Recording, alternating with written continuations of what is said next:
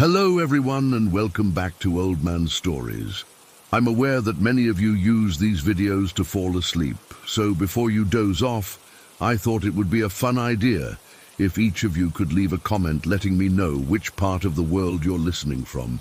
Also, give a like and subscribe to the channel if you're enjoying the episodes, okay?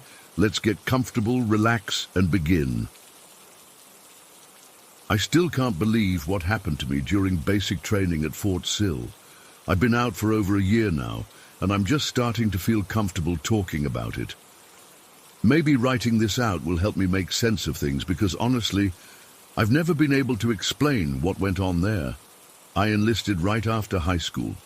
Basic training was exactly what you'd expect, physically demanding, mentally exhausting, and structured down to the minute.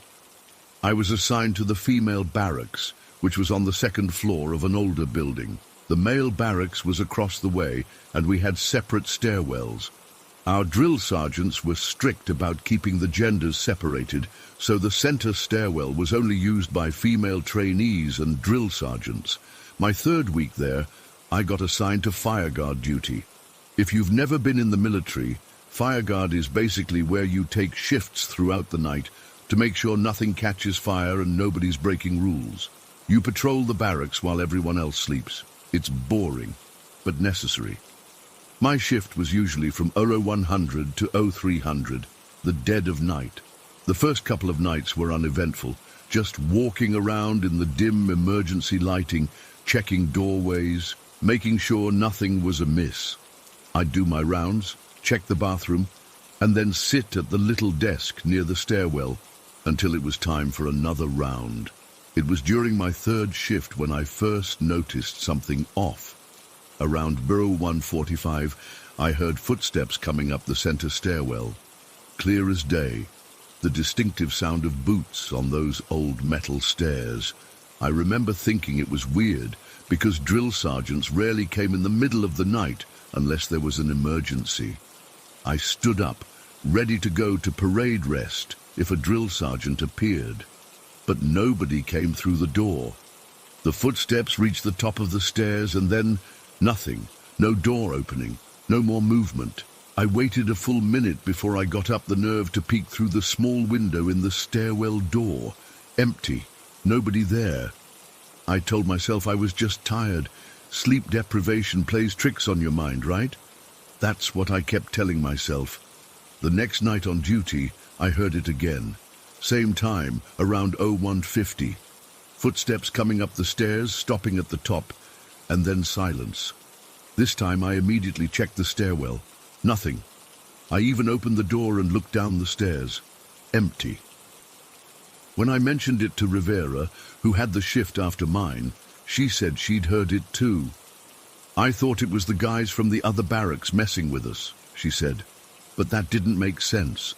The guys couldn't access our stairwell without setting off alarms and getting caught by their own fireguard. Over the next few days, more weird things started happening.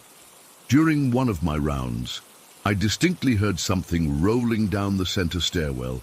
It wasn't subtle. It sounded like a metal water bottle bouncing off each step. Thunk, thunk, thunk, all the way down. I rushed to the door, thinking someone had dropped something, but again the stairwell was completely empty. No water bottle, nothing at the bottom of the stairs. I started dreading fireguard duty. The footsteps became a regular thing, always around the same time. Sometimes they'd come up the stairs, sometimes they'd go down, but we never saw anyone. A few times I heard what sounded like someone dragging something heavy up the steps. The sound was unmistakable, a rhythmic scraping noise punctuated by thuds. About a week into these experiences, I was sitting at the desk when I heard voices coming from the bathroom. It was after lights out, and nobody was supposed to be up. I figured someone had snuck out of bed to use the toilet, which wasn't a huge deal, but I had to check. The bathroom was at the end of a short hallway. As I approached, I could hear water running and what sounded like two women talking in hushed tones. But when I pushed the door open, the bathroom was empty. Completely empty. The motion-activated lights clicked on as I entered, which meant nobody had been in there for at least a few minutes, but I'd just heard voices and running water seconds before. I checked each stall. Nothing. The showers were bone dry. I stood there for a moment, trying to process what was happening.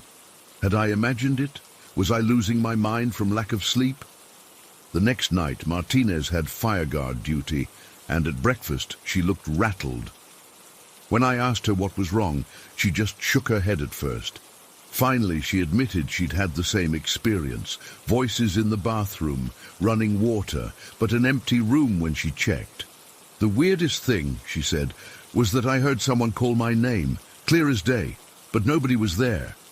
By this point, several of us had experienced the strange occurrences, but we kept it mostly to ourselves. What were we going to do? Tell our drill sergeant that the barracks was haunted? We'd never hear the end of it. Then came the night that still gives me chills when I think about it. I was back on fireguard duty. Around 0200, I decided to do another round. As I passed by the bathroom, I heard the showers running again. Irritated more than scared at this point, I pushed the door open, ready to catch whoever was breaking curfew. The bathroom was pitch black when I entered. The motion sensors didn't activate immediately. For a split second, I stood in complete darkness, and that's when I felt it. A cold draft passing right through me. The lights finally clicked on, and I saw that all the shower curtains were drawn closed, even though the stalls were dry and empty. I'll never forget the feeling that came over me, like someone was watching me from every corner of that room. I backed out slowly and practically ran back to the desk. For the rest of my shift, the footsteps on the stairs were constant, up and down, sometimes fast, sometimes slow. I was terrified, but couldn't leave my post. When Jensen came to relieve me at 0300, I couldn't get back to my bunk fast enough. I lay there, staring at the ceiling, listening to the sounds of 40 women breathing in their sleep. Somehow, that normal human sound calmed me down, and I eventually drifted off. I don't know how long I'd been asleep when it happened. It could have been minutes or hours. All I know is that I was wrenched awake by the most horrifying sound I've ever heard in my life, a blood-curdling scream right next to my ear.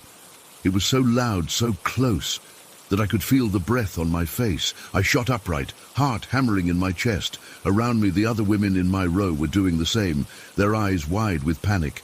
Williams, Patel, Ortiz, all 5 of us in that row were awake and looking at each other in confusion and fear. "Did you hear that?" Williams whispered. We all nodded. The scream had been right there, right between our bunks, as if someone had stood in the middle of our row and let out a howl of pure terror or rage. But there was nobody there. The rest of the barracks remained asleep, undisturbed. Whatever we'd heard had been localized to just our row. We sat there, frozen, for what felt like an eternity. Nobody wanted to lie back down. Nobody wanted to turn the lights on and wake everyone else. We just stared at each other in the dim emergency lighting, trying to make sense of what had happened. Maybe it was someone having a nightmare, Patel suggested, but her voice trembled. All of us having the same nightmare at the same time, Ortiz shot back.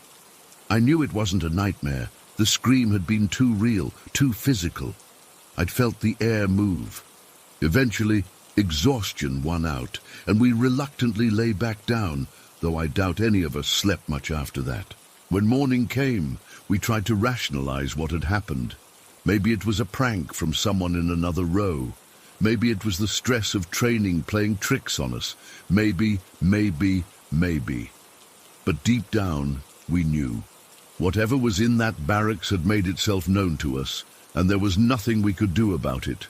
The incidents continued throughout basic training. The footsteps never stopped.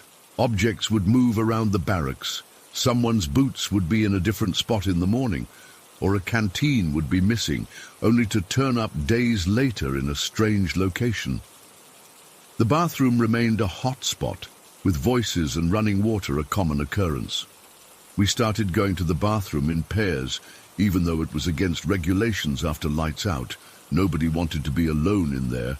The drill sergeants noticed and started cracking down harder on us, thinking we were just trying to socialize.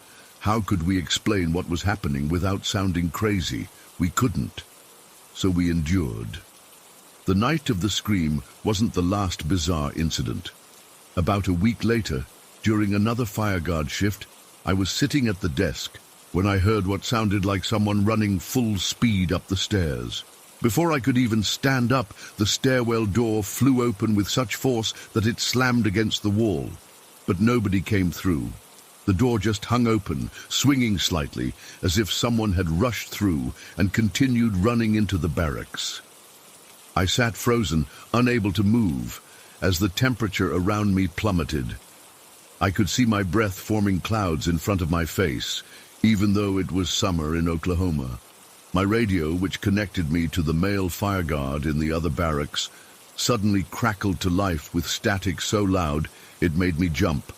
Through the noise, I heard what sounded like a woman's voice, distant and distorted, saying something I couldn't make out. Then the radio went dead.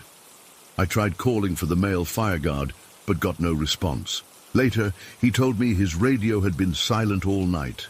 As basic training wore on, we learned to live with the strange occurrences. Some women claimed to see shadows moving at the edges of their vision. Others reported feeling like they were being watched in the showers. A few said they'd woken up with unexplained scratches on their arms or backs. We started hearing rumors about the building's history. Another company claimed the barracks had been a hospital during World War II.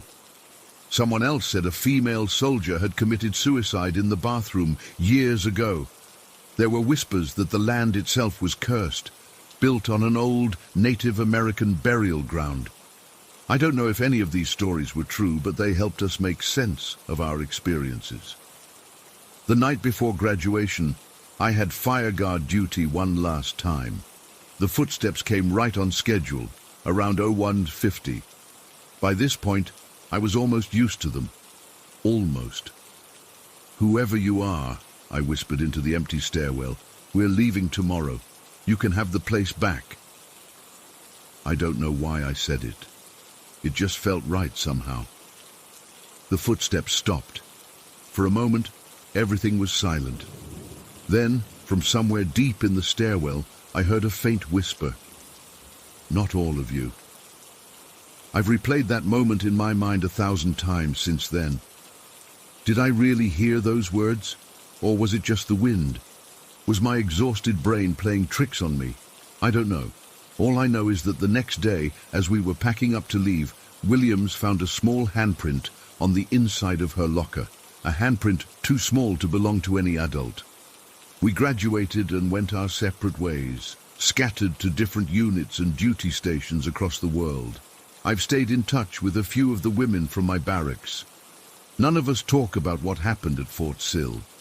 It's like an unspoken agreement. We experience something we can't explain, and talking about it only brings back the fear. Sometimes, though, in the middle of the night, I still wake up thinking I hear footsteps on stairs. I still check the bathroom before I use it, half expecting to hear voices or running water when I know I'm alone. And sometimes, when I'm drifting off to sleep, I could swear I feel someone watching me from the corners of my room. I don't know what was in that barracks at Fort Sill. I don't know if it was some kind of mass hysteria brought on by stress and sleep deprivation, or if it was something else. All I know is that 40 women experienced something unexplainable, and none of us will ever forget the sound of those footsteps coming up the stairs. Story 2. I never believed in the supernatural. I've always been a logical person. I joined the National Guard because I like structure, discipline, and reality. But what happened at Fort Pickett during our 2019 annual training has completely shattered my understanding of what's real and what isn't. My name is Lisa Montgomery, Sergeant Lisa Montgomery. I've been with the Guard for 8 years, and I've done summer training every year without incident. But last summer, I still get goosebumps thinking about it. We arrived at Fort Pickett in late July. The Virginia summer was brutal, muggy, hot, and uncomfortable. Our unit set up in tents behind a tree line near the medical area. It was pretty standard stuff initially. The ground was uneven, the air was thick with humidity, and everyone was just trying to make the best of 2 weeks of training. The first thing I noticed was the spiders. I've been in the field enough times to expect bugs, but this was different. Within 5 minutes of setting up my sleeping tent, literally 5 minutes, I had 6 spiders crawling up my pant leg. 6! I'm not normally squeamish, but I jumped and shook them off, feeling completely creeped out. Jesus Christ, I remember muttering, brushing frantically at my pants. My tent mate, Sergeant Rivera, looked over. "You too?" she asked, gesturing to her gear. I looked closer and saw at least a dozen tiny spiders crawling across her rucksack. It wasn't just us. Everyone in our area was dealing with it. Specialists Jordan and Michaels were practically dancing around, shaking out their sleeping bags. Staff Sergeant Wilson found a nest in his boots in the morning. We joked that we must have set up camp on some kind of spider breeding ground. But the spiders were just the beginning. The third night I woke up suddenly around 0200. At first, I thought it was just normal field stuff. You never really sleep well during these trainings, but then I heard it. Footsteps. Not just one person walking by, but what sounded like a whole platoon slowly circling our tent. I froze. Our tent was positioned at the edge of our company area, far from the main trails. There were no scheduled night movements or exercises happening. Nobody should have been out there, especially not a large group. The footsteps were deliberately slow, methodical. They circled completely around our tent twice. I wanted to wake Rivera, but something kept me still, barely breathing. I remember the sound perfectly, the crunch of dry grass and twigs, multiple sets of boots moving in unison. When I finally worked up the courage to whisper Rivera's name, the footsteps stopped instantly. Complete silence. I lay there for what felt like hours, straining to hear anything, but there was nothing. In the morning, I asked Rivera if she'd heard anything. "I had the weirdest dream," she said, packing up her sleeping bag. "I dreamt someone was calling my name from outside the tent. It sounded so real I almost got up to check." I felt a chill that had nothing to do with the morning air. I didn't tell her about the footsteps. Not then. I didn't want to seem crazy. At breakfast, though, I realized we weren't the only ones experiencing strange things. Specialist Collins looked like he hadn't slept at all, dark circles under his eyes.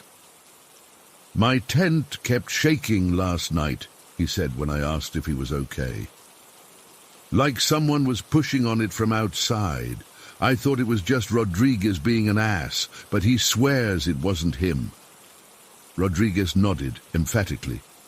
"Wasn't me, Sergeant. I thought it was the wind until I stuck my head out and saw there wasn't even a breeze." Throughout the day, more stories emerged. Private Johnson said someone whispered his first name right into his ear around 0300. Sergeant Miller reported seeing a shadow figure standing outside his tent when he went to use the latrine.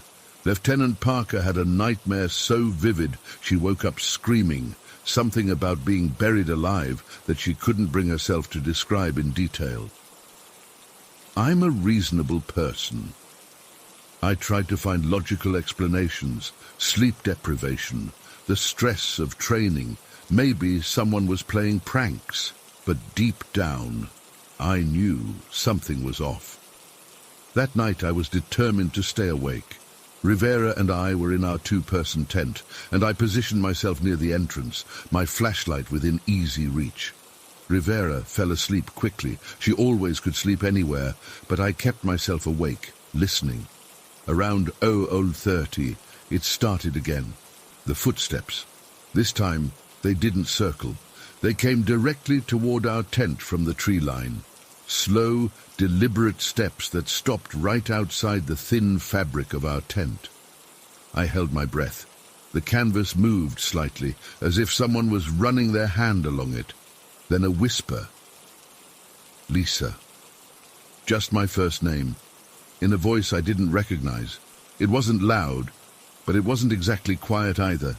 It was wrong somehow. like multiple voices layered on top of each other. My hand gripped the flashlight so hard my knuckles hurt. I wanted to call out, to challenge whoever was there, but my training and instinct told me to stay quiet. The tent material moved again, this time as if someone was pressing their face against it, trying to see inside. I finally gathered my courage and flicked on the flashlight, pointing it at the tent wall where I'd seen the movement. Nothing. No shadow. No silhouette. I unzipped the tent just enough to peek out. The area around our tent was completely empty. No footprints in the soft ground, no disturbance of any kind. But the air felt heavy, charged somehow, like right before a thunderstorm. And it was unnaturally quiet. No insects, no distant sounds from other parts of the base. Nothing. I zipped the tent back up and sat with my back against my rucksack, flashlight still on, until dawn. I didn't hear the footsteps again that night, but I couldn't shake the feeling of being watched. The next morning was when things got even stranger. At breakfast, Captain Lewis announced that we'd be moving our tent area. He claimed it was because the ground was too uneven and the medical team needed more space, but the look on his face told me there was more to it. Later, when I helped him move some equipment, I asked him the real reason. "I didn't want to cause a panic," he said quietly, checking to make sure no one was in earshot. But 3 different people came to me reporting the same thing, a feeling of being watched, strange sounds at night, and... He hesitated. The chaplain refused to go near that area, said there was something wrong with it, something spiritually disturbed. I don't buy into that stuff, but I trust the chaplain's judgment. We moved our tents about 300 meters away, to a clearing closer to the main training area. The new spot was more exposed, hotter during the day without the shade of the trees, but everyone seemed relieved. That night was quiet, no footsteps, no whispers, no tent shaking. I actually managed to get some sleep, convinced that whatever had been happening was tied to that specific location. I was wrong. 2 days later, the incident started again. Different this time, but equally unsettling. People reported seeing shadows moving between tents after lights out. Rivera woke up gasping for air, claiming she'd dreamt that someone was sitting on her chest. And the spiders returned with a vengeance. They seemed to be everywhere, particularly concentrated around certain people's gear, mine included. The night before our training ended, I had my own nightmare. I dreamt I was walking through the woods near our original campsite. It was dark, but I could see perfectly. There was someone ahead of me, just out of clear sight, leading me deeper into the trees. I tried to call out, but no sound came. Then the figure turned, and though I couldn't see a face, I knew with absolute certainty it was looking at me. I felt a wave of dread so powerful it physically hurt. I woke up drenched in sweat, my heart pounding. Rivera was sitting up in her sleeping bag, staring at me. "You were talking in your sleep," she said, saying, "I'll follow over and over." I didn't remember saying anything in my dream. I didn't remember agreeing to follow anyone. When we finally left Fort Pickett, there was an almost palpable sense of relief among the unit. No one talked openly about the strange occurrences, but there were knowing glances, unfinished sentences. We were soldiers. We weren't supposed to be afraid of things we couldn't explain. I thought it was over. I convinced myself it had been a weird collective experience brought on by exhaustion and the power of suggestion. 2 months later, we had a weekend drill at Fort Indian Town Gap in Pennsylvania. I was rooming with Specialist Garcia, a new transfer who hadn't been with us at Fort Pickett. We were staying in the barracks, not tents, and I remember feeling relieved at the solid walls and proper door. Around 0300, I woke up to Garcia shaking me frantically. "Sergeant Montgomery," she whispered urgently, "there's someone in our room." I sat up immediately, alert, reaching for the light. "What? Where?" Garcia's face was pale, her eyes wide. "He was right there," she pointed to the space beside my bed, "just standing there, watching you sleep. A man with a mustache, in old-fashioned clothes." I felt ice in my veins. Garcia. The door's been locked all night. No one could get in." "I know," she said, her voice shaking. "I couldn't move. It was like I was paralyzed. He just stood there looking at you. Then he turned and looked at me, and then he was gone. Just gone." I tried to calm her down, told her it was just sleep paralysis, a common phenomenon, but inside I was reeling. Because what Garcia couldn't have known, what I'd never told anyone in our unit, was that my ex-boyfriend had repeatedly seen the exact same figure when we'd stayed at Fort Indian Town Gap 2 years earlier. A mustached man in old-fashioned clothes standing beside my bed watching me sleep. Garcia had never met my ex. She'd never been to this base before. There was no way she could have known about this. I didn't sleep again that night, or much at all in the nights that followed. It's been over a year now, and I still don't have explanations for what happened at Fort Pickett or Fort Indian Town Gap. I've researched the history of both bases, looking for clues. Fort Pickett was established in 1942, Fort Indian Town Gap even earlier. Both have seen thousands of soldiers pass through. Were some of them still there somehow? Was something attaching itself to certain people, to me? I'm still in the Guard. I still do my job. But I've requested not to be housed in those specific areas during training. I've told my current roommates I have insomnia, rather than explain why I sometimes wake up panicked in the middle of the night. I don't know what followed us from that tent area near the tree line. I don't know who the mustached man is, or why he seems to watch over me specifically. And I don't know if it's over, or if it's just waiting for the right moment to make itself known again. All I know is that I used to be a skeptic. I used to believe there was a logical explanation for everything. Now I'm not so sure.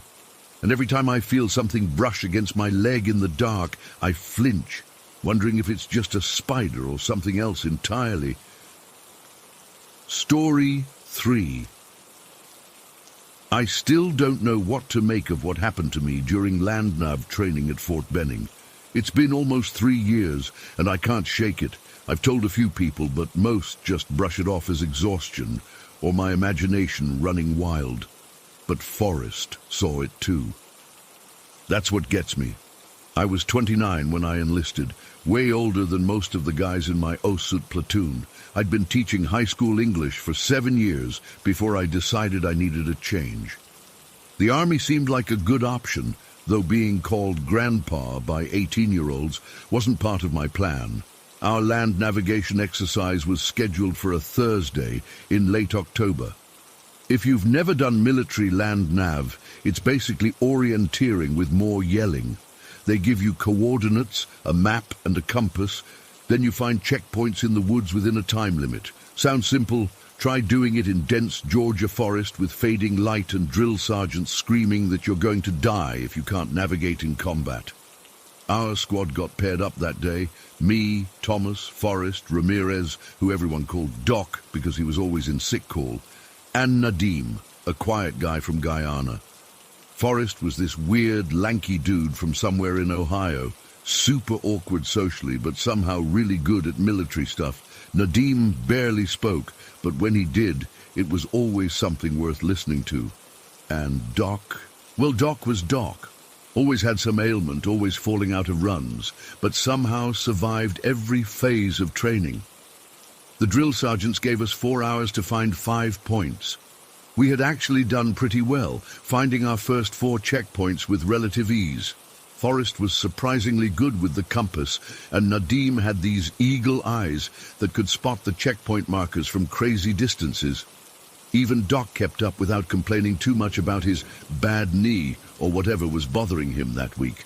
We found our last checkpoint with about 25 minutes left on the clock.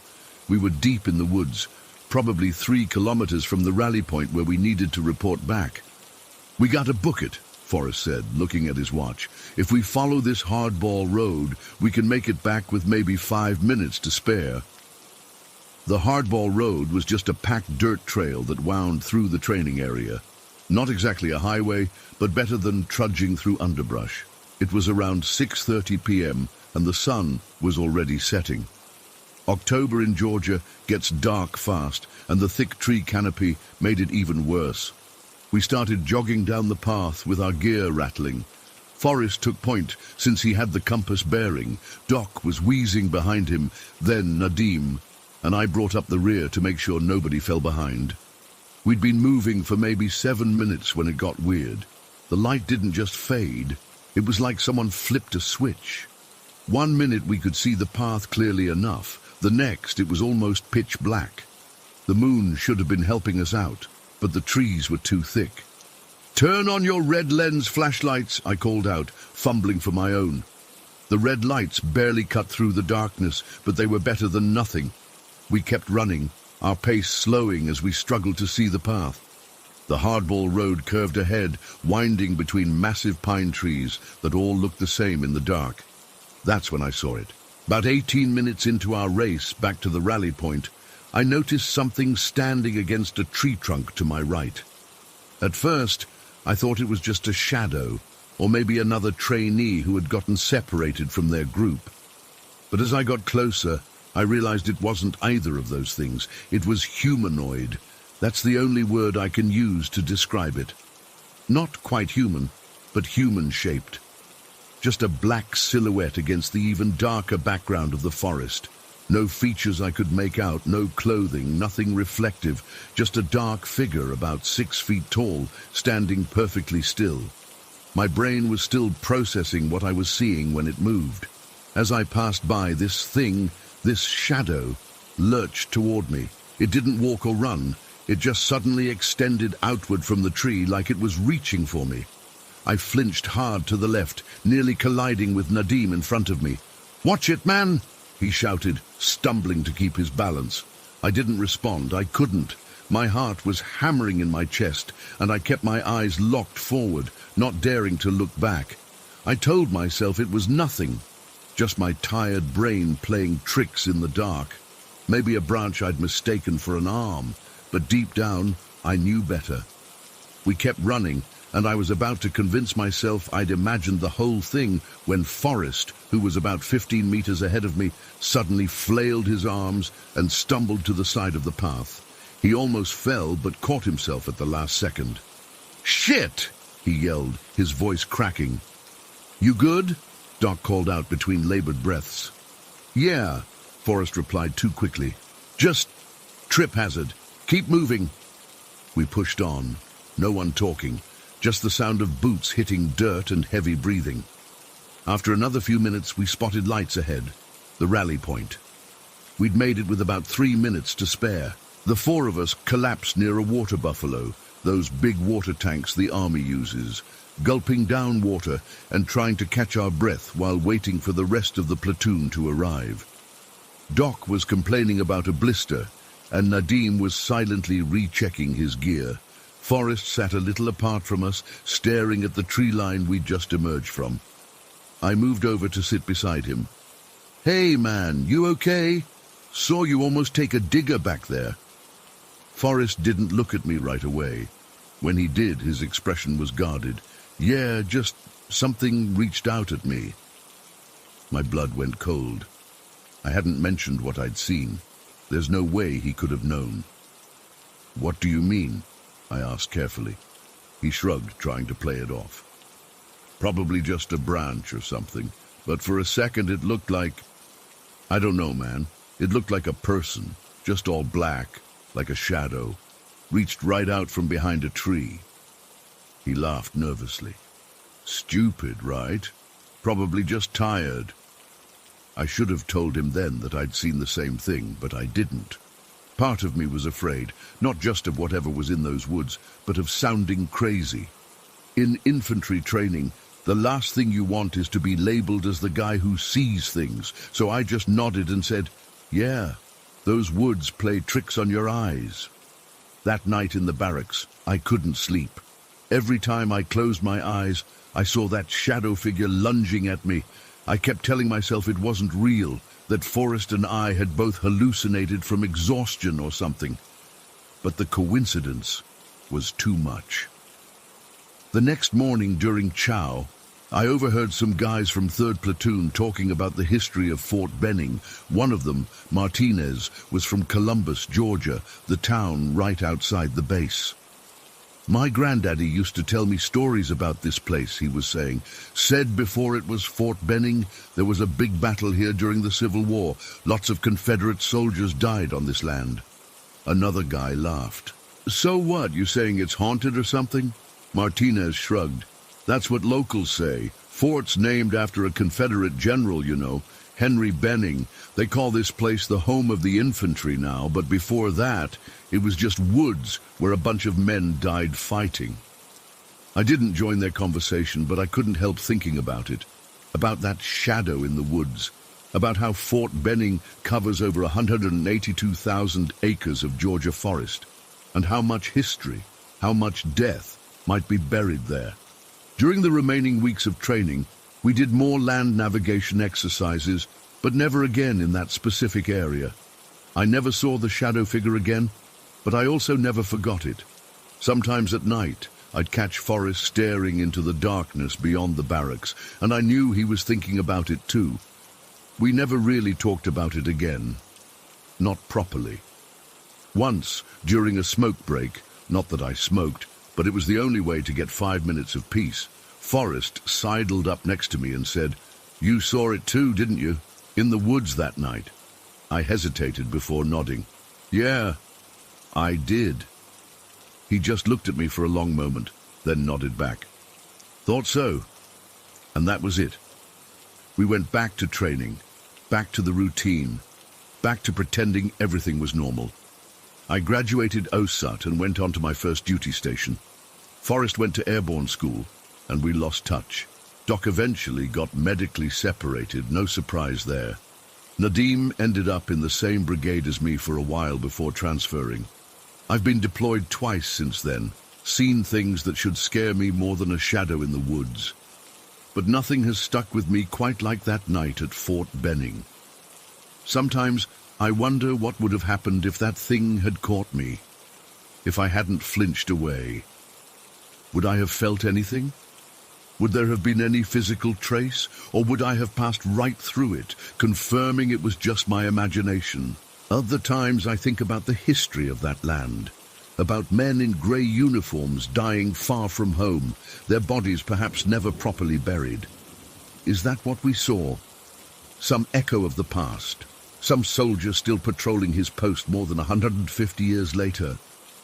I don't know. I don't think I ever will. But I know what I saw, and I know Forrest saw it too. And sometimes, when I'm stationed somewhere with deep woods and the light fades quickly in the evening, I find myself walking a little faster, keeping to the center of the path, away from the trees where shadows might lurk. Because whatever was in those Georgia woods that night, whatever reached for us, I don't think it was friendly, and I don't think it was alone. I've never gone back to that specific training area, and honestly, I never want to.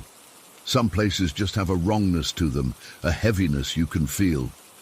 Fort Benning is a massive place, with decades of soldier footsteps wearing down its paths, but I can't help wondering how many other trainees have seen what Forrest and I saw, and how many of them were brave enough, or foolish enough, to let it catch them. Story 4. I've never shared this before.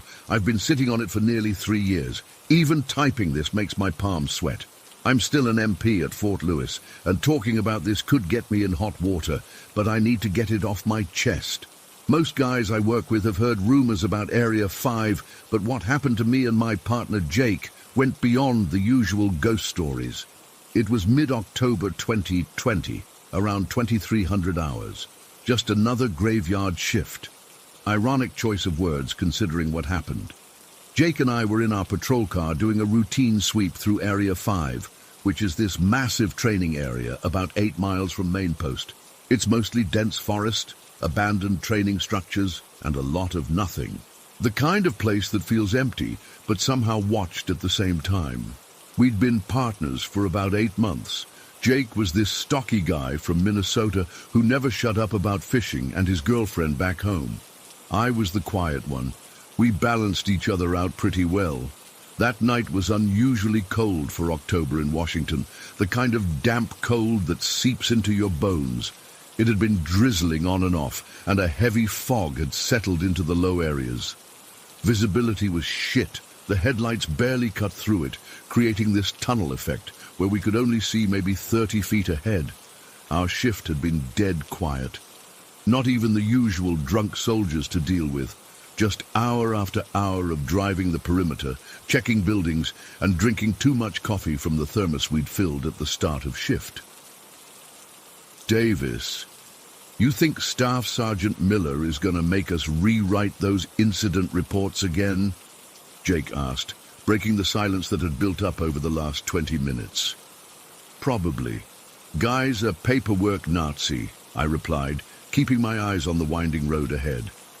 We were heading back toward Main Post on Eastgate Road, right past the Post Cemetery. If you've never been to Fort Lewis, now JBLM, the cemetery sits off to the side of this road, surrounded by these massive old pine trees. During the day, it's just a cemetery. At night, with the fog, different story. The cemetery dates back to the early 1900s. It's got all these old military graves, some from WWI. I'm not superstitious, but even the most hardened guys get quiet driving past it at night. Our radio had been mostly silent except for routine check-ins. As we approached the cemetery, Traffic Control 2, one of the civilian traffic cops, called in a routine traffic stop near the PX. Control, TC2, I've got a silver Camry pulled over at B Street, expired tags. Running the plates now. Nothing unusual, just routine radio chatter. What happened next still makes my skin crawl. The radio crackled with static, and then, cutting through clear as day, clearer than the traffic cop had been, came a little girl's voice. Can anyone hear me? It wasn't muffled. It wasn't distant. It sounded like she was sitting between us in the patrol car, speaking directly into the radio. Jake and I both froze. I glanced at him, and his face was white. The radio had gone completely silent. No static, no background noise, nothing.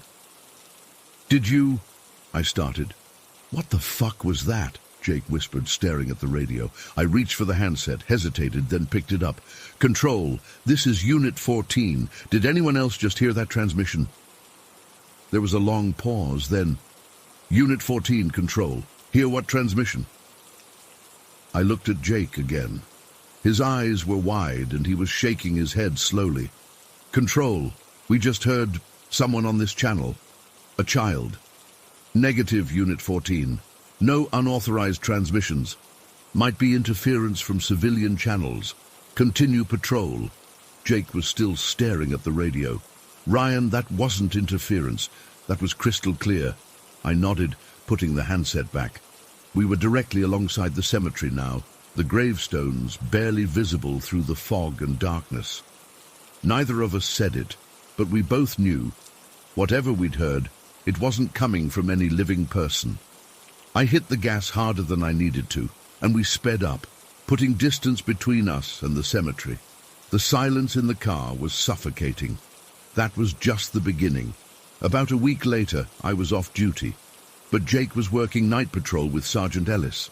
Ellis was this career MP, about to retire, seen-it-all type. Around 0100, they parked in the small lot at the edge of the cemetery with 2 other patrol cars.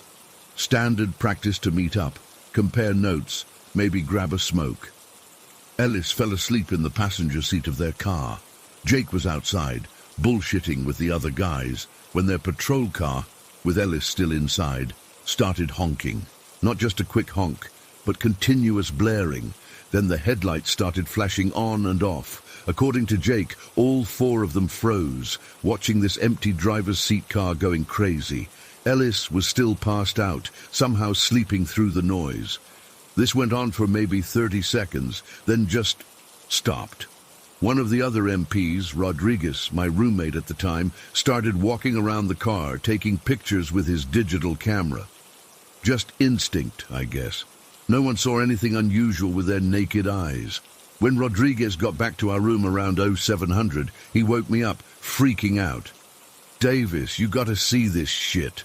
He hadn't downloaded the pictures. This was straight from his camera, no editing possible. He showed me the pictures one by one. The first few showed nothing, just the patrol car sitting there. Then, in the next picture, there was this faint, wispy shape next to the car, like smoke, but wrong. It had a vaguely human form. With each picture, this smoke thing got more defined. By the last picture, Jesus, I can still see it when I close my eyes, it was clearly a woman. She was wearing some kind of hood or cloak, and you could make out her face. Not clearly, like you couldn't see her eyes or anything, but enough to know it was a face. She was standing on the passenger side of the car, right where Ellis was sleeping. Rodriguez was shaking as he flipped through the pictures again. I didn't see this, man. None of us saw this. It wasn't there. I didn't sleep for 3 days after that. The thing is, weird shit happens at Fort Lewis all the time. Ask any MP who's worked the night shift. But we don't talk about it officially. It doesn't go in reports. You hear stories, the Phantom Platoon marching near the old Wubbiway barracks, the sounds of combat from empty training areas, the woman in white near the hospital. But this was different. This was on our radio. This was on camera. I've been on night patrol dozens of times since then. I've driven past that cemetery hundreds of times. Nothing like that has happened again, but I never drive past without remembering. I never use the radio without wondering if she's listening. The girl's voice was so clear, so real. Can anyone hear me? Like she was lost, like she needed help.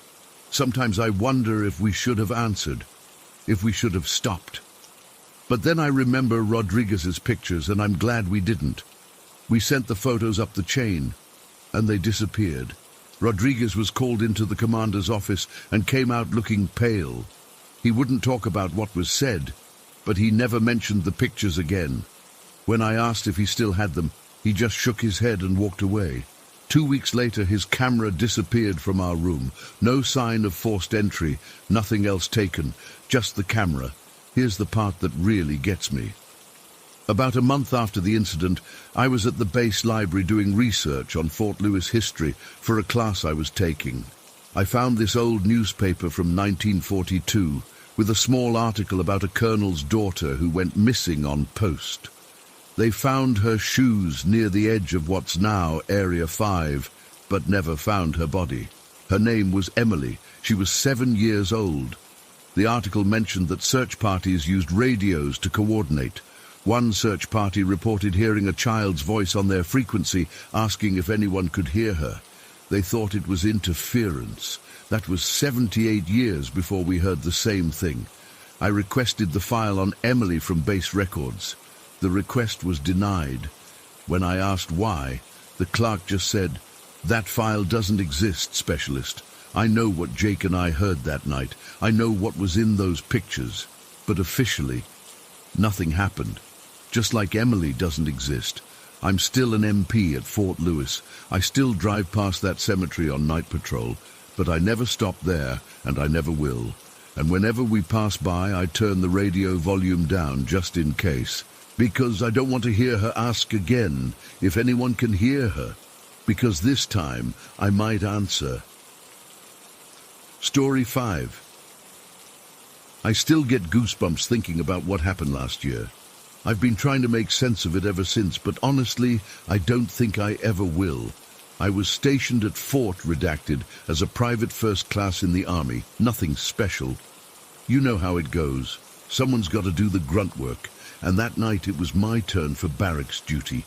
It was a Thursday in December. Most people had already left for block leave, and the base felt like a ghost town. That should have been my first clue, I guess. My job was simple. Conduct checks at the female barracks at 9 p.m., make sure everything was secure, no unauthorized personnel, the usual boring stuff. I'd done it dozens of times before. The women's barracks was this old brick building from like the 1950s or something, easily the oldest building on base. It had this weird layout with both indoor and outdoor staircases, which was actually pretty convenient for keeping an eye on who was coming and going. I remember checking my watch as I approached the building, 8:53 p.m. The winter air had this biting chill that made me pull my jacket tighter. The barracks looked especially gloomy that night, with only a few windows lit up. Most of the residents were already gone for the holidays, so there were only about 5 of us women left in the entire building. I started my rounds outside, walking the perimeter before heading in. That's when I first noticed her. A girl in a dark hoodie standing near the laundry room entrance. At first, I thought nothing of it. Probably just someone doing late-night laundry, right? But something about the way she was just standing there, perfectly still in the shadows, made the hair on my arms stand up. "Hey!" I called out, trying to sound authoritative, despite the nervous flutter in my stomach. "Identification check." She didn't respond or even move, just stood there.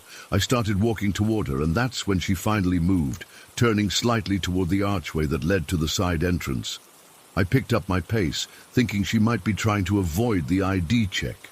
Maybe she was sneaking a boyfriend in or something. Wouldn't be the first time. Here's where things get weird. I was maybe 30 feet away when she walked through the archway. I hurried to follow her, reaching the archway within seconds, but when I got there, nothing, nobody. She had completely vanished. Let me explain why this freaked me out so badly. That archway led to a small alcove with 3 options: the stairs going up, the laundry room straight ahead, or a tiny utility closet to the right. The utility closet was locked. I could clearly see the padlock. The laundry room door was propped open with a brick, and from where I stood, I could see the entire room was empty. And if she'd gone up the stairs, I would have seen her. The stairwell was well lit, and I had a clear view all the way to the second-floor landing. She just disappeared. I stood there for a solid minute, my heart pounding in my chest. I checked the laundry room thoroughly, even looked behind the washing machines. I rattled the utility closet door, confirming it was locked tight. I even ran up the stairs to see if somehow she'd managed to sprint up them without me noticing. Nothing. I tried to rationalize it. Maybe I was tired. Maybe she was just really fast. Maybe there was some exit I wasn't aware of. Though I'd been stationed there for almost a year and knew the building layout pretty well. I finished my rounds inside, checking each floor and marking everything on my clipboard. My hands were still shaking. The building felt different that night. Colder, emptier, with this weird heaviness in the air that's hard to describe. You know that feeling when you're absolutely certain someone is watching you? It was like that, but everywhere. When I reported back to my senior officer, Staff Sergeant Miller, I mentioned the incident, trying to sound casual about it. I expected him to laugh it off or tell me I was seeing things.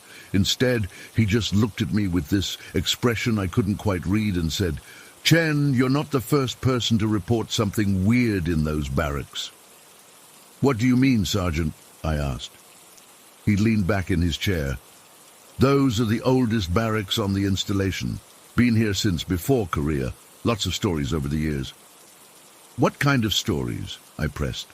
He shrugged. "People seeing things, hearing things, doors opening and closing on their own. One guy swore he saw a woman in an old-style uniform walking through a wall." Then he changed the subject, clearly not wanting to discuss it further. Great. Just what I needed to hear before heading back to my empty barracks room. My roommate Wong was out for the night. She'd mentioned something about going to the movies with friends in town, so I had the room to myself, which normally I'd love. But after what happened, the last thing I wanted was to be alone. I got back to my room around 10:30 p.m. The building was unnervingly quiet, with almost everyone gone for leave. I could practically hear my own heartbeat as I unlocked my door and flipped on the lights. Everything looked normal. My messy bed on the left, Wong's tidy space on the right, our shared mini-fridge humming in the corner. I tried to distract myself by watching something on my laptop. I put on some stupid comedy special on Netflix and tried to focus on it instead of the weird creaking sounds the building always made. Old buildings settle, right? That's normal. About an hour into mindlessly staring at my screen, I heard something that made me freeze. A girl's voice, talking, then giggling. It was coming from Wong's room. At first, I felt relief flood through me. Wong must have come back early while I was in the bathroom or something. I hadn't heard the front door, but I had my headphones in for a while, so that made sense. "Wong," I called out. "Didn't hear you come in." No response, but I could still hear the quiet murmuring and occasional laugh from her room. Her door was closed. I figured she was probably on the phone with her boyfriend or something and couldn't hear me. I went back to my show, but kept getting distracted by the sounds from her room. It wasn't just talking anymore. I could hear movement too, like someone walking around or shifting things on the desk. This continued for almost 2 hours. I checked the time, 12:46 a.m. I was getting tired but didn't want to go to sleep with someone seemingly in Wong's room when Wong herself wasn't home yet. It was weird that she hadn't at least said hello when she came in. That's when I heard our front door unlock. My blood turned to ice. The door opened and in walked Wong, dropping her purse on the counter. "Hey, Chen, still up?" I just stared at her, unable to speak for a moment. "What?" she asked, noticing my expression. How long have you been gone?" I managed to ask. "All day," she said, giving me a weird look. "Went to class, then straight to the movies, then we got food. Why?" "Then who's in your room?" I whispered. Wong's eyes widened. "What?" "I've been hearing someone in your room for the past 2 hours, talking, laughing, moving around." Wong's face went pale. "That's not possible. My door is locked." We both turned to look at her bedroom door. It was silent now. No more talking, no more movement. "Maybe you were hearing the neighbors," Wong suggested, but we both knew that was impossible. The room next to hers was empty, its occupant already gone for leave, and the walls were thick concrete anyway. "I know what I heard," I insisted. "Someone's been in there this whole time." Wong looked scared now, and honestly so was I. We stood there in our living room, both staring at her bedroom door, neither of us wanting to open it. "We should check," I finally said, trying to sound braver than I felt. "What if someone broke in?" Wong nodded slowly. "Let me get my key." She reached into her purse and pulled out her room key. As she approached her door, key in hand, we both jumped at a loud sound. The doorknob to her room jiggled, hard, like someone was trying to get out. We both backed away from the door. "Oh, hell no," Wong whispered. The doorknob jiggled again, more violently this time. "We need to call someone," I said, reaching for my phone. "Who?" Wong asked, her voice shaking. "MPs, and tell them what? That there's a ghost in my room?" Before I could answer, the jiggling stopped. Complete silence fell over the room. Wong looked at me, then back at the door. With a deep breath, she stepped forward and quickly unlocked her door, pushing it open. The room was completely empty. Not just empty of people. It looked undisturbed. Her bed was still perfectly made, just as she'd left it that morning. Nothing on her desk had been moved. Her closet door was still closed. We checked everywhere, under the bed, in the closet, even the tiny connected bathroom. Nobody was there, and there was nowhere anyone could have hidden. "I don't understand," I said, looking around the room in confusion. "I heard someone in here for hours." Wong just shook her head, clearly freaked out but trying not to show it. Maybe it came from outside, or the vents. But we both knew that wasn't true. The sounds I heard had definitely come from inside her room, clear as day. A young woman talking, laughing, moving around. I told Wong about what I'd seen earlier during my barracks check, the girl in the hoodie who vanished, and what Staff Sergeant Miller had said about the building's history. We ended up pushing Wong's desk chair against her bedroom door that night, and both slept in my room with the lights on. Nothing else happened, but neither of us got much sleep. The next morning, I asked around about the barracks' history. An older sergeant told me that during World War II, the building had been used as temporary housing for WACs, Women's Army Corps, and later as a medical recovery facility. Apparently, there had been a suicide in the East Wing back in the 1960s, a young female soldier. No one knew the exact details, but the story had persisted through the decades. I requested a barracks change after block leave ended, claiming issues with the heating system. I never told anyone else the real reason except Wong, who also requested a transfer. We were both approved and moved to the newer barracks across base. I still drive past that old building sometimes. It looks so normal in the daylight, just an outdated brick barracks that needs renovation, but I refuse to go near it after dark. I don't know who or what I saw that night. I don't know who was in Wong's room for those 2 hours. But I know what I heard and what I saw, and no logical explanation has ever made sense. Sometimes I wonder if that girl in the hoodie is still there, standing in the shadows by the laundry room, waiting for someone else to notice her. And sometimes, when I'm lying in bed at night, I swear I can still hear that faint giggling, like it followed me from that place. I've never experienced anything like it before or since, but I know what I saw, and I know what I heard. Story 6. I still can't believe what happened that day. It's been 3 months, but I find myself constantly checking the locks on our doors and jumping at every little sound in our house. I've always felt safe living on a military base. I mean, that's supposed to be one of the most secure places to live, right? But now I question everything. Let me start from the beginning. My name is Sarah, and my husband Ted and I live on Fort Carson Military Base in Colorado. Ted is a staff sergeant, and I work remotely as a graphic designer. It's a pretty standard setup. We have a modest 2-bedroom home on base. Nothing fancy, but it's ours, at least temporarily. We've been here for almost 2 years, and until that day, I never once felt unsafe. It was a Tuesday afternoon in October, unseasonably warm for that time of year. I remember because I had opened the windows earlier to let in some fresh air, before closing them when the temperature started dropping. I was taking a break from work around 3:30 p.m. My eyes were burning from staring at my computer screen, designing logos for a new client, and I desperately needed to step away. I flopped down on our living room couch with a cup of tea and was scrolling through Instagram when our dog Cooper, a golden retriever mix, jumped up to join me.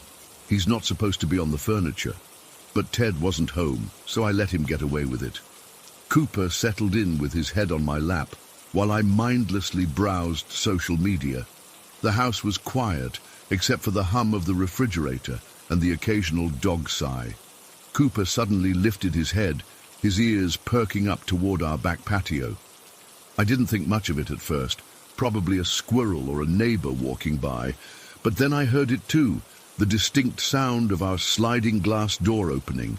The door has this particular whoosh and slight scraping sound when it opens. You know how you become so familiar with the sounds of your own home that you recognize them instantly. That's what it was like. I wasn't alarmed initially because I figured Ted must have come home early from his duties. He sometimes did that if he finished ahead of schedule. "Ted, is that you?" I called out, not looking up from my phone right away. There was no answer, which wasn't completely unusual. Sometimes, when he comes home, he's in his own world, thinking about work stuff. "Babe," I called again, finally looking up toward the sliding glass door. What I saw made my blood run cold. The door was open about 2 feet, and I could see a dark silhouette entering our living room. It wasn't Ted. I could tell immediately because the figure was shorter than my husband and moved differently. It was more fluid, almost unnaturally smooth in its movements. I froze. Cooper had gone completely still beside me, which was weird because he usually barks at strangers or at least jumps up to investigate. But he just stayed pressed against my side, his body rigid. The figure moved into our living room, and I still couldn't make out any features.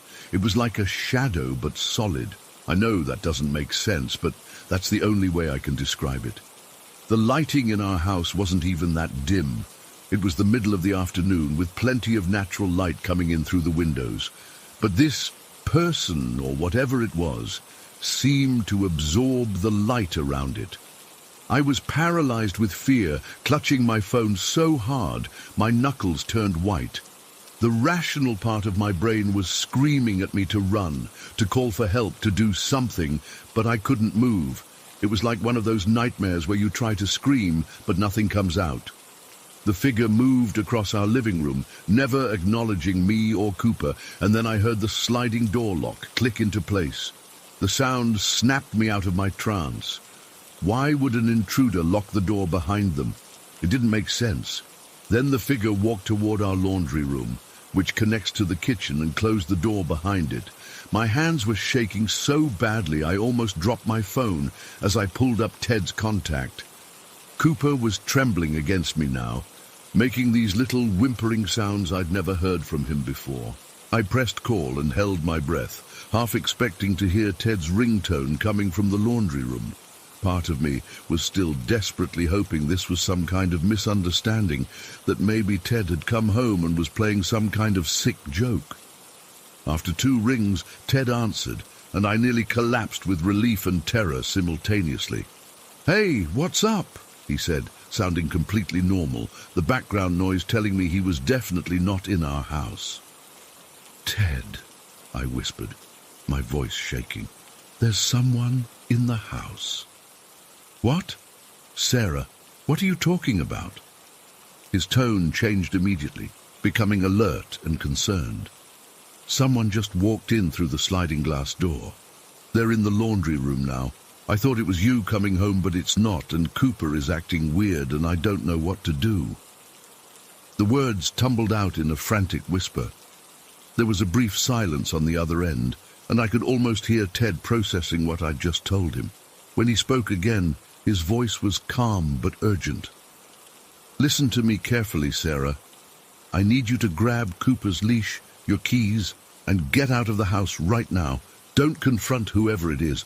Just leave and get to your car. I'm calling the MPs now, and I'll meet you at the community center. Can you do that?" I nodded, then realized he couldn't see me. "Yes," I managed to say. "I'm on my way. Stay on the phone with me until you're in your car." I slowly stood up from the couch, trying not to make any noise. Cooper stayed glued to my side as I crept to the front door where his leash was hanging on a hook. My purse with my keys was on the small table by the door. Thank God I hadn't put it in the bedroom or kitchen like I sometimes do. The whole time, I kept my eyes fixed on the laundry room door, expecting it to open any second. My heart was pounding so hard, I was sure whoever was in there could hear it. I grabbed Cooper's leash with trembling fingers and clipped it to his collar. He was still being eerily quiet, which only increased my fear. This was a dog who barked at his own reflection and went ballistic when the doorbell rang. His silence felt wrong on a primal level. "I've got Cooper and my keys," I whispered into the phone. "Good. Now get out. Don't run until you're outside, then get to your car as fast as you can." I turned the deadbolt as quietly as possible and opened the front door, wincing at the slight creak it made. Cool air hit my face as I stepped outside, Cooper practically plastered to my leg. "I'm outside," I told Ted. "Now go to your car. Run." I didn't need to be told twice. I sprinted across our small front yard to where my car was parked in the driveway, yanking poor Cooper alongside me. I fumbled with the key fob, pressing the unlock button repeatedly until I heard the locks disengage.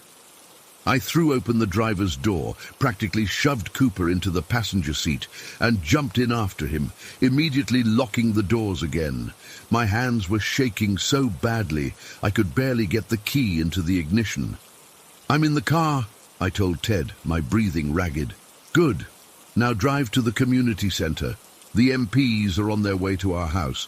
I'll meet you in 10 minutes. I started the car and pulled out of our driveway, glancing back at our house. Everything looked completely normal from the outside. No movement at the windows, no sign that anything was wrong. It made me question for a moment if I had imagined the whole thing. But Cooper's continued strange behavior, he was huddled in the passenger seat, still trembling, confirmed I hadn't imagined it. I drove to the community center, constantly checking my rearview mirror to make sure I wasn't being followed. Ted was already there when I arrived, talking to 2 military police officers. The relief I felt seeing him was overwhelming. I parked and practically fell into his arms when I got out of the car. 4 MPs went to our house while Ted, Cooper and I waited at the community center with another officer. I told them everything that had happened, feeling more and more ridiculous as I described the shadowy figure that seemed to absorb light. The officer taking my statement was professional, but I could tell he was skeptical. I don't blame him. It sounded crazy even to me as I was saying it. After about 20 minutes, the other officers returned. They had searched our entire house, checked all the windows and doors, looked in every closet and under every bed. There was no one there, no signs of forced entry, nothing missing or disturbed. The sliding glass door was locked from the inside, just as I had heard it lock. "Ma'am, are you sure you saw someone enter your home?" one of the officers asked me. "Yes, I heard the door open. I saw someone or something come in, and I heard them lock the door and go into the laundry room," I insisted, feeling a mix of frustration and self-doubt. They exchanged glances. "The thing is, ma'am, there's no evidence anyone was in your house, and the security cameras at the entrance to your housing area don't show any unauthorized personnel entering today." That's when it hit me. We lived on a military base with security checkpoints. How could anyone have gotten onto the base and into our neighborhood without authorization? The officers were kind enough, but I could tell they thought I had either imagined it or had some kind of stress-induced episode.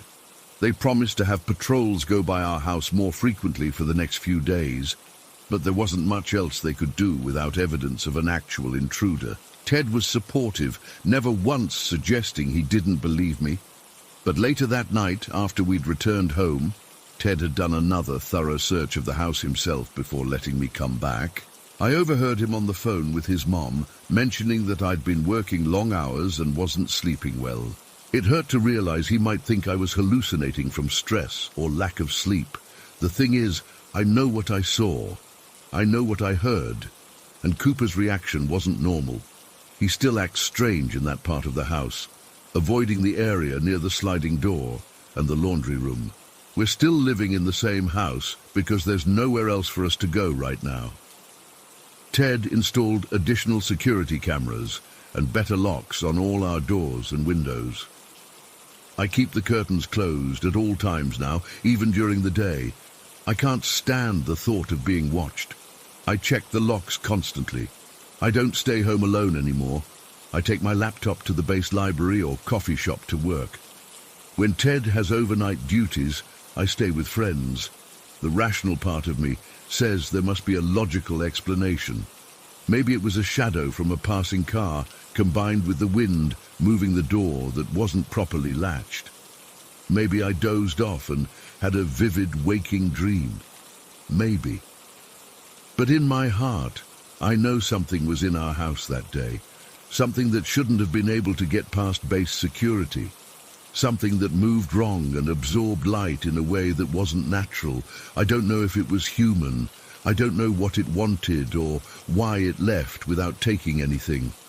I don't know why Cooper, a dog who barks at falling leaves, was silent and terrified. The worst part is the feeling that it could come back at any moment, that it's watching and waiting. That next time, maybe locking the door won't be enough to keep it out. I used to feel safe here, surrounded by soldiers and security measures. Now I realize that safety was just an illusion. If something wants to get in badly enough, it will find a way. It's been 3 months, and I still jump every time I hear the sliding door move in its track. I still sleep with the lights on. I still watch the laundry room door, half expecting it to open and reveal what was hiding inside. Whatever came into our house that day left no trace, but it took something important from me, my sense of security, my peace of mind. And I don't think I'll ever get that back. Story 7. I've never talked about this before, but I need to get it off my chest. It happened during my basic combat training at Fort Jackson back in early 2019. I was just another scared private, trying to make it through those grueling weeks without getting too much attention from the drill sergeants. That night, I was pulling fire guard duty from 0100 to 0300. If you've been through basic, you know the drill. 2 hours of staring into the darkness while everyone else sleeps, making sure nobody sneaks out and nothing catches fire. My battle buddy Thompson was knocked out cold in his bunk after the previous day's 12-mile ruck march. Can't blame him. We were all exhausted. Our bay wasn't full. Alpha Company had a smaller cycle that season, so the far back section had about 8 empty bunks and unused wall lockers. The drill sergeant's desk where I sat was positioned near the entrance, giving me a clear view down the center aisle between the rows of bunks. It was around Vol.235 when I first noticed something off. I was fighting to stay awake, thumbing through the standard operating procedures binder for the 1000th time, when the motion-activated lights in the bathroom suddenly flicked on. Now, this wasn't completely unusual. Sometimes guys would stumble half asleep to take a leak without signing out. It was a minor infraction that could get you dropped for push-ups if caught. But it happened, so I glanced down at the bathroom roster in front of me. Nobody had signed out. Protocol said I needed to document any movement, so I stood up to check who'd gone in. When I reached the bathroom door, I pushed it open and called out quietly, not wanting to wake everyone up. "Hey, you need to sign out next time." Nothing. The bathroom was completely empty. I figured maybe the sensors were just glitchy. These old barracks buildings at Jackson were falling apart anyway. I made a note in the duty log about a possible faulty sensor and went back to my seat. About 20 minutes later, it happened again. The bathroom lights came on, but this time I was staring directly at the doorway when it happened. Nobody walked in or out. The door never moved. That's when I felt the first real chill. I'm not usually jumpy, but something about being alone in the dark with 40 sleeping bodies around you makes your imagination run wild. I decided to do a quick walkthrough of the bay to settle my nerves and make sure everyone was accounted for. Silently, I moved down the center aisle, counting each sleeping trainee. Their breathing was heavy, some snoring, others completely silent under their tightly made bunks. One by one, I visually checked each person against my mental roster. Martinez, Chen, Wilson, Patel, all present and soundly asleep. When I reached the far end of the occupied section, I stopped. Beyond this point were the empty bunks, perfectly made but unused. The light from the exit sign cast a dim red glow on this area, giving everything an eerie tint. I almost turned back, but something compelled me to check that vacant section too. As I took my first step into the unoccupied area, the bathroom lights clicked on again. My head whipped around to look, but from this angle, I couldn't see if anyone had entered. Logic told me to go back and check, but something kept me frozen in place, staring at the empty bunks ahead of me. That's when I heard it. A loud metallic slam that echoed through the bay, the unmistakable sound of a wall locker door being forcefully shut. The sound came from the very back row where nobody had slept for weeks. My heart started pounding so hard I could feel it in my throat. I instinctively reached for my flashlight, clicking it on and pointing it toward the noise. Nothing looked disturbed. Every wall locker was closed, every bunk still empty and perfectly made. The sound had been so distinct, so loud, that I was sure it would wake someone up. But when I glanced back at the occupied section, nobody had stirred. I stood there for what felt like forever, flashlight trembling slightly in my hand, scanning each locker for any sign of movement. That's when I noticed one locker, the very last one in the corner, had its padlock hanging open. Every trainee was required to secure their wall locker with a combination lock at all times. Had that one been left unlocked? Or had something opened it? I should have walked over to check it. That's what a good soldier would do. investigate, report, handle the situation, but something about that dark corner made every instinct in my body scream to stay away. I've never considered myself superstitious, but in that moment I knew with absolute certainty that I wasn't alone in that vacant section. The bathroom lights flicked on again. This time I spun around fast enough to see the door, still closed, not moving an inch. Nobody was there, nobody could be there. I'd just verified that every single trainee was in their bunk. I backed away from the empty section, keeping my eyes fixed on that open padlock until I reached the occupied area again. The familiar sounds of breathing and soft snoring should have comforted me, but they didn't. Instead, I felt exposed, like something was watching me from the shadows of those unused bunks. When I made it back to the desk, I checked the time. 0225. 35 more minutes until I could wake Rodriguez for the next shift. Those 35 minutes felt longer than the entire previous week of training. I sat rigid in the chair, eyes fixed on both the bathroom door and the far section of the bay.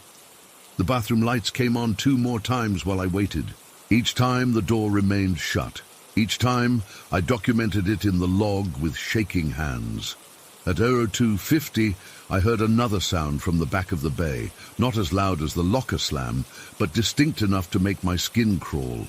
It was a soft, rhythmic tapping, like someone drumming their fingers on metal. Tap, tap, tap, pause. Tap, tap, tap. I don't know why, but that sound terrified me more than the slam had.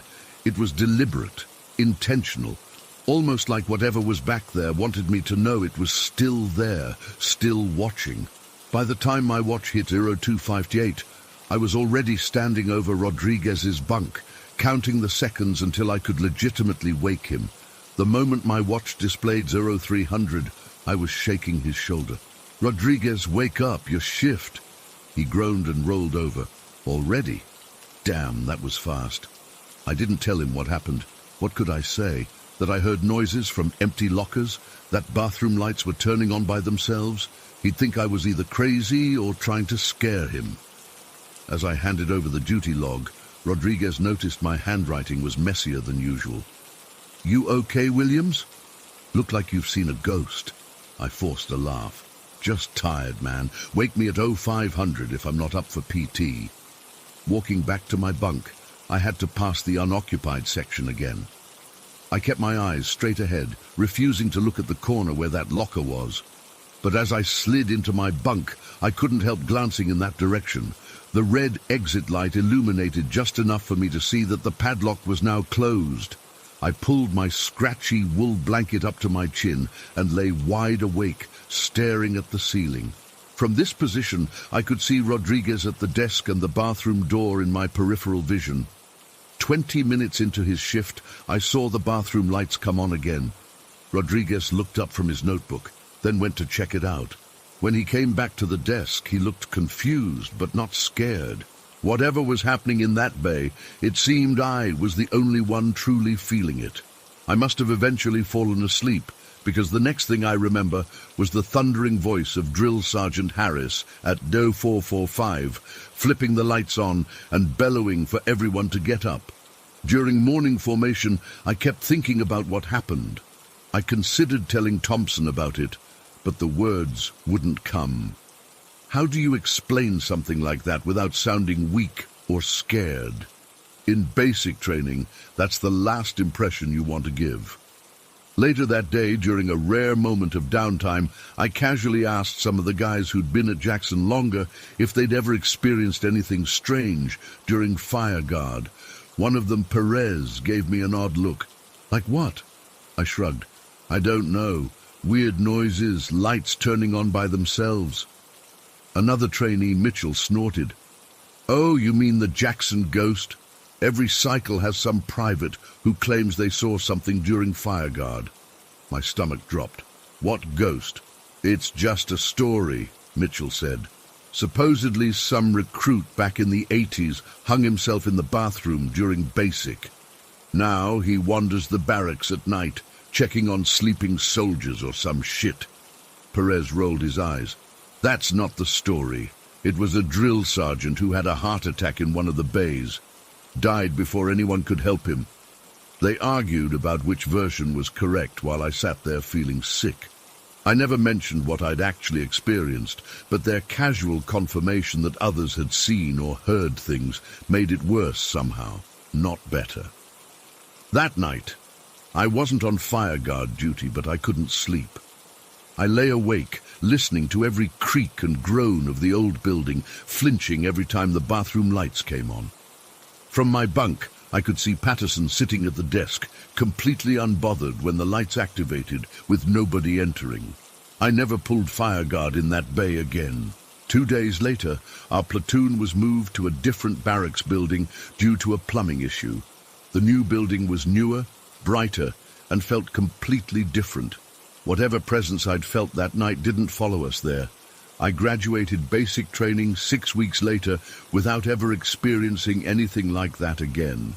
Sometimes I try to convince myself it was just exhaustion and stress playing tricks on my mind. The sound of the locker could have been the building settling. The bathroom sensors might have been faulty, but I can't explain how that padlock closed by itself. I can't rationalize why I felt so strongly that something was watching me from those empty bunks. And sometimes, when I'm alone at night and hear an unexplained noise, my mind immediately goes back to that bay at Fort Jackson, to that open padlock in the dim red glow of the exit sign, and the rhythmic tap, tap, tap that seemed to be calling my name.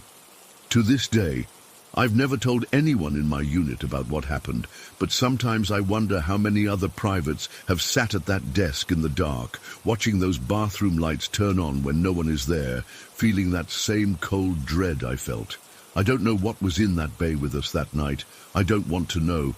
Some things are better left unexplained, especially in a place where hundreds of thousands of scared, stressed young men and women have passed through, carrying their own fears and sometimes leaving parts of themselves behind. Story 8. I was stationed at Fobhammer, about 60 clicks east of Baghdad. It was my second tour, and I thought I'd seen everything during my first rotation. Firefights, IEDs, the works. But nothing prepared me for what I experienced during those night shifts. This particular night started like any other. I was assigned to man the gun site on the western perimeter with Lopez. We called him Lope. The sun had set hours ago, and that familiar Iraqi chill had settled in. Anyone who's been deployed there knows how it works. Scorching days, freezing nights. I had on my fleece under my kit just to stay warm. Around 2100, Rex and Diesel showed up. They were these two mixed-breed dogs that had pretty much been adopted by our unit. Not official military working dogs or anything, just strays that hung around and eventually became part of our makeshift family. Rex was the bigger one, tan with some shepherd in him, while Diesel was darker, smaller, but somehow always seemed more alert. The dogs usually made their rounds to different posts throughout the night, probably hunting for scraps or attention. They'd sit with us for a bit, then move on to the next group of soldiers. That night they decided to camp out with me and Lope. "I'm going to grab some midnight chow," Lope said around 23:30. "You good for 15? I nodded, my eyes still scanning the perimeter through my optics. "Yeah, bring me back something if the DFAC still has those cookies." The moment Lope walked away, something changed. Rex and Diesel, who had been lounging near my feet, suddenly stood up. Their ears perked forward, and they both turned to face the same direction, toward this Connex container we'd converted into a guard shack about 30 meters away. At first, I thought maybe they'd spotted a rat or something, but then their behavior shifted. Rex's hackles rose along his spine, and Diesel started this low growl that made the hair on my arms stand up. These weren't playful dogs anymore. They were in full-on threat mode. I followed their gaze. The Connex sat alone near the perimeter fence. Behind it was maybe a meter of space between the container and the fence itself. Just enough room for someone to squeeze through if they wanted to. It was a blind spot we all knew about, but figured wasn't a big deal since the entire base was secured. "What is it, boys?" I whispered, adjusting my grip on my M4. The dogs didn't move. They just kept staring, growling, teeth now fully bared. I keyed my radio. "Lope, you still there?" No response. He was probably already inside the DFAC, where reception was spotty at best.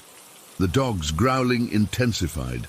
Diesel took a few steps forward, then stopped, like he was afraid to get any closer to whatever he was detecting. I had to check it out. That's the job. You see something weird, you investigate. I stood up slowly, keeping my weapon at the ready position. "Stay," I told the dogs. Not that they were military trained or anything, but it felt right to say it. I approached the Connex carefully, using all the movement techniques they drill into you during training. The night was quiet, except for the distant hum of generators and the occasional far-off sound of vehicles. The moon was nearly full, casting everything in this weird blue-grey light that made shadows deeper than they should be. As I got closer to the Connex, the dogs' growling actually got louder behind me. I glanced back and saw they hadn't moved from their spot, but they were practically vibrating with tension. The Connex had a door on one side and a small window covered with mesh on the other. I checked inside first, empty as expected. Then I moved around to check that narrow gap between the container and the fence. Nothing, just dirt, some cigarette butts, and a few empty water bottles. I exhaled, feeling slightly stupid. Probably just a desert fox or something that the dogs had sensed. I turned to head back to my position when I heard it, the distinct sound of small rocks shifting under weight, like someone had taken a step. It came from behind me, from the exact spot I had just checked. A feeling washed over me that I'll never forget. It wasn't just fear. It was this overwhelming sense of dread, like something fundamentally wrong was happening. I felt cold sweat break out across my back, despite the chill. My mouth went dry instantly. I spun around, weapon raised, flicking on my tactical light in one smooth motion. For a split second, and I swear this on everything I believe in, I caught movement.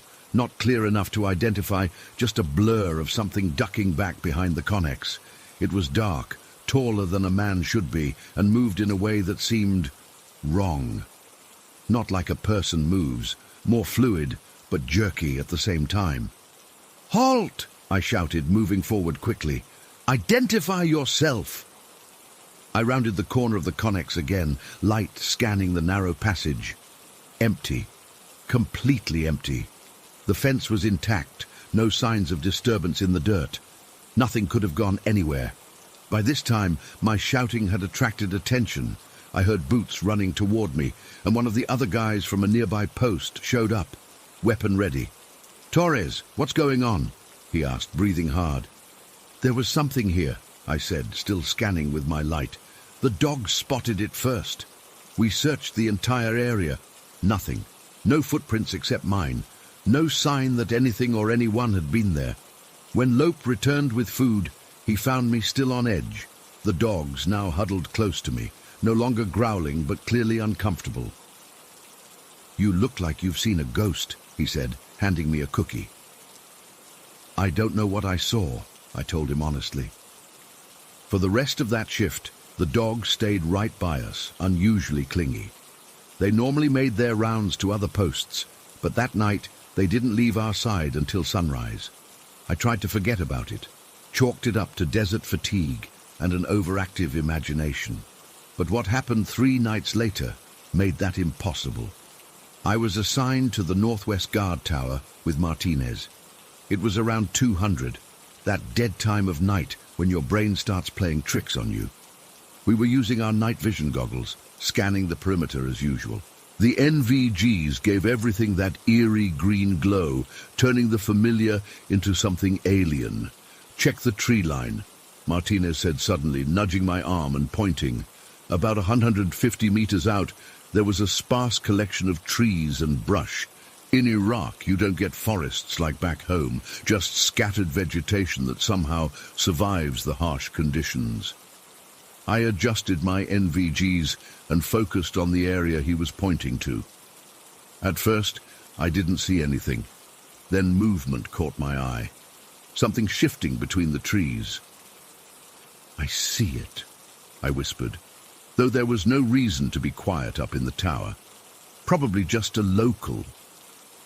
We had occasional issues with civilians wandering too close to the base, usually just farmers or shepherds who didn't realize how dangerous it was to approach a military installation at night. "I'll call it in," Martinez said, reaching for the radio. Then the figure emerged from the tree line, and both of us froze. This was no Iraqi farmer. What stepped into the clearing was something that had no business being in Iraq or anywhere outside of an old Western movie about Native Americans, except this wasn't like any movie costume I'd ever seen. The figure stood there, unnaturally still, wearing what looked like a leather poncho or robe that hung to the ground. On its head was what I can only describe as a headdress made from what appeared to be an animal's skull, possibly a bull or large deer, with antlers or horns extending outward. It held some kind of staff or walking stick. "What the fuck is that?" Martinez whispered. "I don't know," I replied, unable to look away. "Some local in a costume, maybe." But even as I said it, I knew that made no sense. Why would an Iraqi be dressed like an old American Indian chief? And where would they even get such an outfit in a war zone? The figure just stood there, staring directly at our tower. I couldn't make out a face beneath the skull headdress, just darkness where features should be. But somehow I knew it was looking right at us. I could feel it. "Should we challenge it?" Martinez asked, his voice slightly higher than normal. Protocol said yes. Anyone approaching the perimeter needed to be warned off. But something told me this wasn't a situation covered by our rules of engagement. "I think we should call it in first," I said, not taking my eyes off the figure. Martinez grabbed the radio and reported what we were seeing. The response came back almost immediately. They were sending a patrol to check it out. The entire time Martinez was on the radio, the figure never moved. It just stood there, staring. I estimated it was watching us for at least 5 full minutes, though it felt like hours. Then, just before the patrol was due to arrive, it moved. Not back into the trees as I expected, but sideways, gliding more than walking, into a different part of the brush. The movement was smooth but wrong somehow, like watching bad CGI in a movie where the physics aren't quite right. When the patrol arrived at the spot, they found nothing. They swept the entire area with thermal imaging equipment. No heat signatures, nothing disturbed in the brush, no footprints in the soil. The next morning, a more thorough search was conducted in daylight. Again, nothing. No evidence that anyone or anything had been there. Our CO called me and Martinez in to discuss what we'd reported. I could tell he thought we were either pranking him or had both fallen asleep on duty and shared the same dream. "Look, I know what we saw sounds crazy," I told him, but we both saw it. Clear as day through the NVGs. Something was out there. "Torres, you've been on back-to-back rotations," he said. "The mind does strange things when you're exhausted. Both of you should get some rest." But we weren't hallucinating. We weren't tired. We knew what we saw. The strangest part? That night, Rex and Diesel disappeared. No one ever saw them again. We searched the base, put food out, asked the locals. Nothing. Like they vanished. A week later, I heard from one of the Iraqi interpreters that the area where our base was built had some kind of history.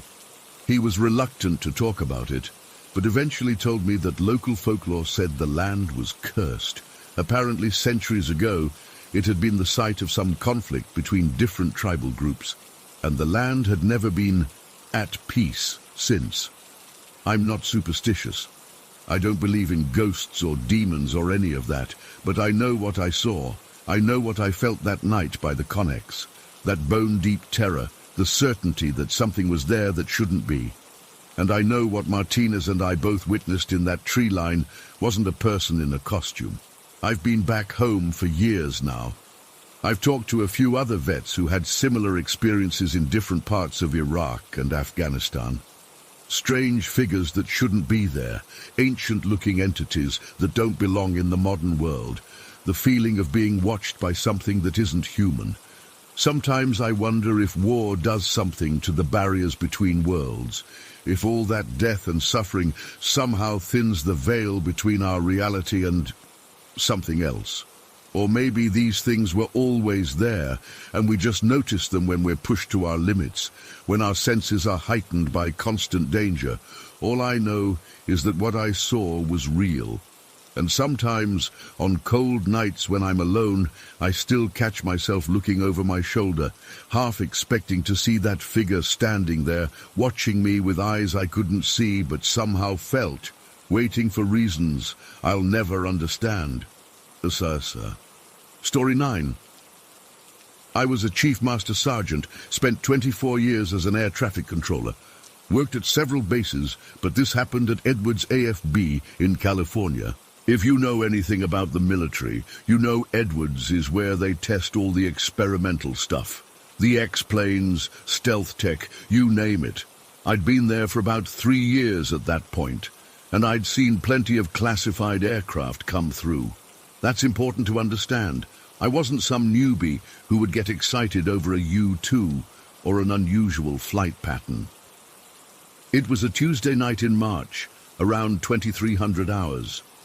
We had a skeleton crew in the radar room, myself, 2 junior controllers, Airman Martinez and Staff Sergeant Wilson, and our officer in charge, Captain Reynolds. Clear night, good visibility, light traffic. Nothing unusual. Martinez noticed it first. "Chief, I've got something weird on my scope." I walked over to his station thinking it was probably just a glitch or maybe some interference. We got that sometimes from certain weather patterns or when they were testing new radar-absorbent materials on the experimental aircraft. But this was different. The object was about 70 miles southwest of the base, traveling at what appeared to be around 2,000 knots. That's roughly 2,300 mph. For reference, an F-15 tops out around 1,650 mV, and that's really pushing it. "Run a diagnostic," I told Martinez. "Standard procedure when we see something unusual." While he did that, I watched the object. It was maintaining a straight course, heading northeast. But then, it just stopped. Dead stop. From over 2,000 knots to 0 in an instant. That's not possible. Nothing can decelerate that quickly. The G-forces would tear any aircraft apart, and they'd certainly kill any human pilot. Martinez looked up at me. "Diagnostic shows everything functioning normally, Chief." "Wilson, are you seeing this?" I called over to the other station. "Affirmative, Chief. I've got it too." That meant it wasn't isolated to a single station. By now, Captain Reynolds had noticed we were all looking at the same screen and came over. "What have we got?" he asked. "Unknown contact, sir. Behavior inconsistent with any known aircraft." As we watched, the object started moving again. Only this time it made a perfect 90-degree turn. No banking, no curve, just an instant right-angle change of direction, still at that incredible speed. I'd worked with experimental aircraft my whole career. The SR-71, the F-117, early stealth bombers before they were public knowledge. This wasn't like any of those. This was something else entirely. "Get on the line with NORAD," Reynolds ordered. "See if they're tracking this too." I made the call while keeping my eyes on the scope. The object was now performing a series of impossible maneuvers, zigzagging, making more 90-degree turns, occasionally coming to complete stops before accelerating again to speeds over 3,000 knots. NORAD confirmed they were seeing the same thing on their scopes. It wasn't a malfunction on our end. "Any scheduled test flights that might explain this?" I asked the NORAD operator. "Negative, Chief. Nothing on the schedule that matches these parameters." I hung up and reported back to Reynolds. By this time, the tower liaison officer, Major Davis, had come into the radar room. He was the guy who coordinated between us in the radar facility and the personnel in the tower. "What's the situation?" Davis asked. Reynolds filled him in while I kept watching the object. It was now executing a series of tight circles at around 20,000 feet, each circle completed in about 4 seconds. That would be pulling G-forces that would liquefy a human being. "Have we attempted radio contact?" Davis asked. "Negative, sir," I replied. "No squawk, no transponder signal of any kind." "Try all frequencies," he ordered. I did. No response on any channel, military or civilian. Then the object did something that still gives me chills to think about. It shot straight up, climbing from 20,000 feet to over 80,000 feet in less than 5 seconds. That's a rate of climb of 720,000 feet per minute. For comparison, the F-15, one of our best climbers, maxes out around 50,000 feet per minute. This thing was moving more than 14 times faster, and then it vanished from radar. We thought maybe it had gone too high for our equipment to track. But NORAD lost it too. It was just gone. We were all silent for a moment, trying to make sense of what we'd just seen. I remember looking around at everyone's faces. They all had this same stunned expression that I'm sure I had too. Then it reappeared, directly over the base, altitude 5,000 feet. "Jesus Christ," Wilson muttered. It hovered there, completely motionless for about 30 seconds. Then it began to descend, slowly at first, then faster. 4,000 feet, 3,000 feet, 2,000 feet. "Tower, are you seeing anything?" Davis radioed the control tower. The response came back immediately. "Affirmative. We have visual on something. No navigation lights, no recognizable aircraft configuration. Can you describe it?" Davis pressed. There was a pause. "Negative, sir. It's just a dark shape. No wings that we can see. Circular or maybe disc-shaped from this angle. Size estimate puts it at maybe 50, 60 feet in diameter." By now, the object had descended to 1,000 feet and was hovering directly over the main runway. "Any aircraft in the pattern report visual contact?" I asked. Martinez checked quickly. 2 F-16s on night training about 15 miles out. They're requesting information on the radar contact." Reynolds and Davis exchanged a look. Then Reynolds nodded. "Vector them for an intercept," Davis ordered. "Tell them to approach with caution and attempt visual identification only." I relayed the instructions to the F-16 pilots. They acknowledged and altered course toward the object. As soon as they did, the object shot upward again, climbing back to about 30,000 feet in seconds. The F-16s pursued, but they might as well have been standing still compared to this thing's speed. "Tower has lost visual," came the update. On our scopes, we watched as the object began to move again, heading north now at around 1,500 knots. The F-16s tried to follow, but they were quickly left behind, and then it vanished again, just disappeared from radar completely. The F-16 pilots reported no visual contact and returned to base. We spent the next hour running diagnostics on all our equipment, checking with other facilities, trying to make sense of what we'd seen. Everything checked out normal.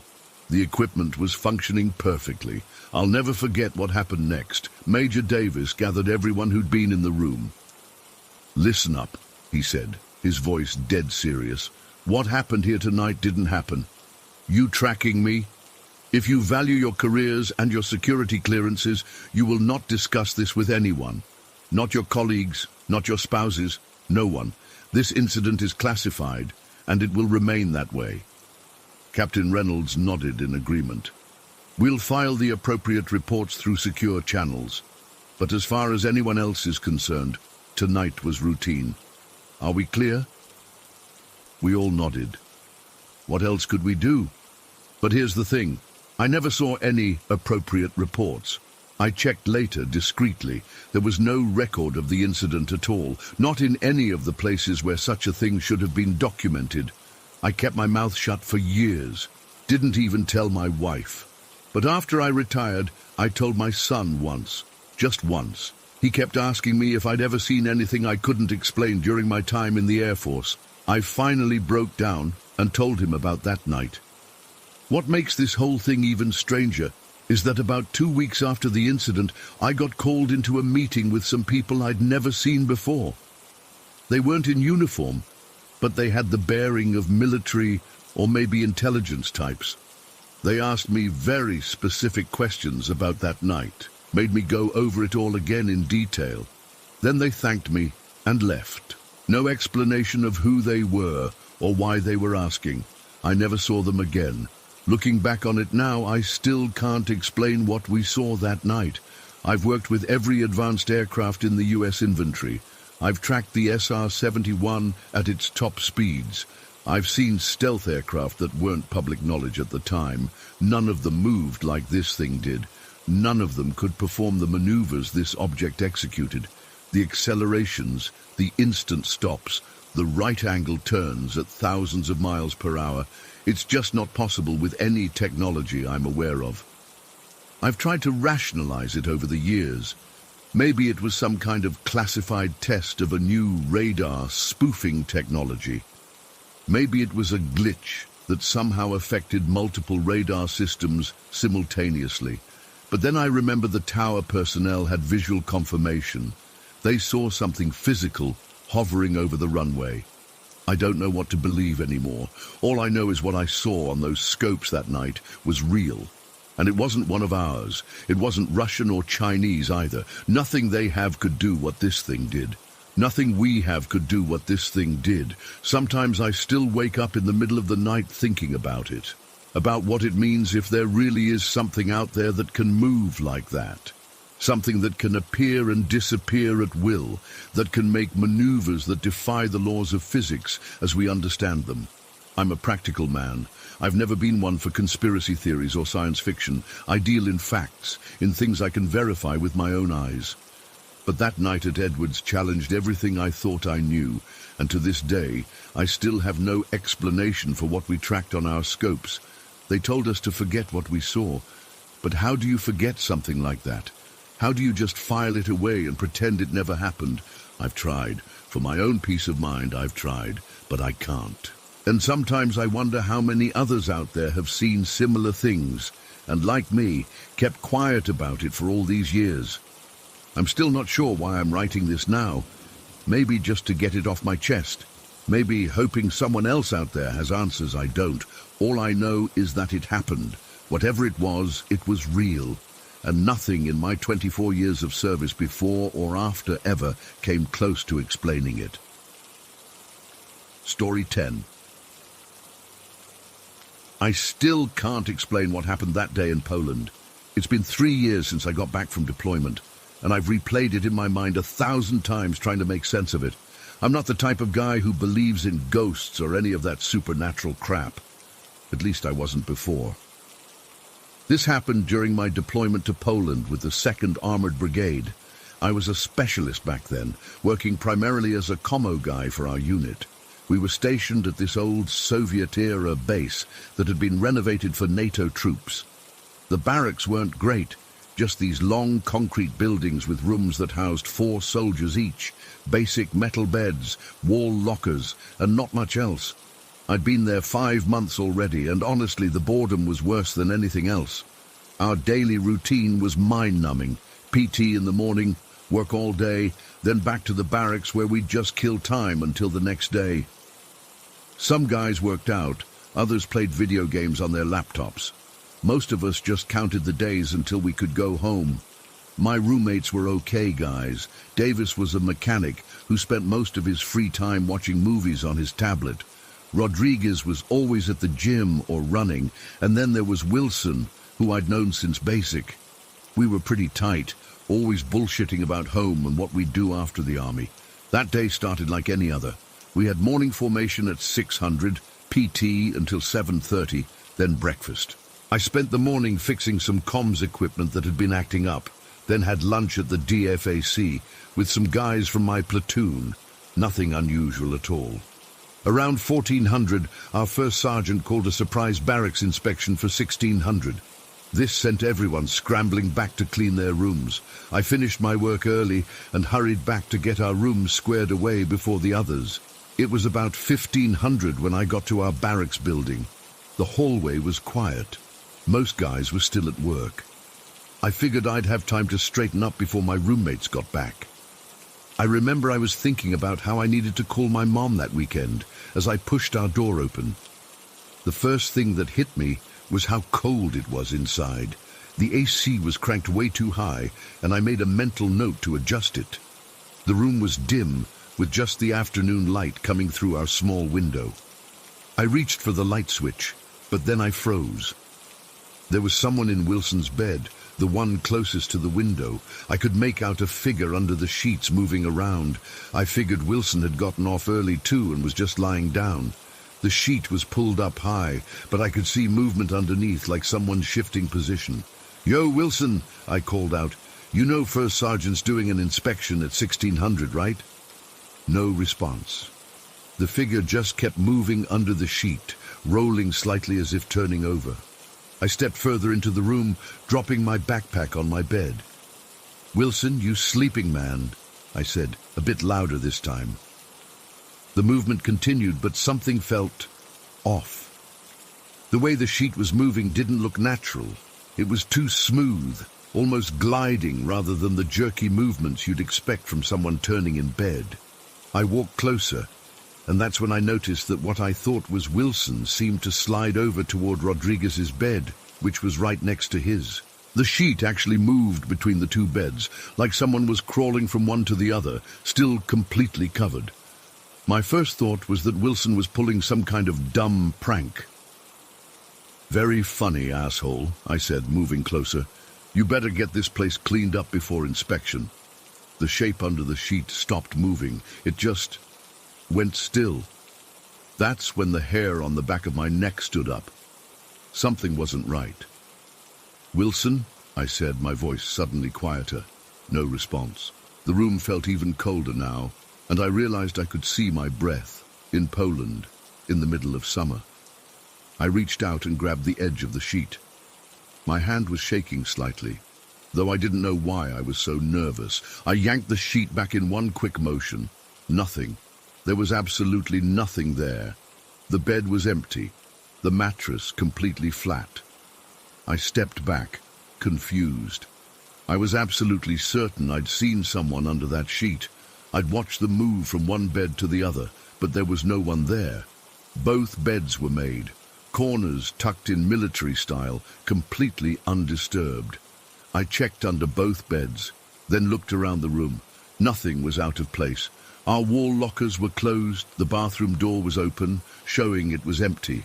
I was completely alone. "What the fuck?" I muttered to myself. I checked my watch. 15:12. I'd only been in the room for a couple of minutes. Maybe I was more tired than I thought. Maybe my eyes were playing tricks on me. But it had seemed so real.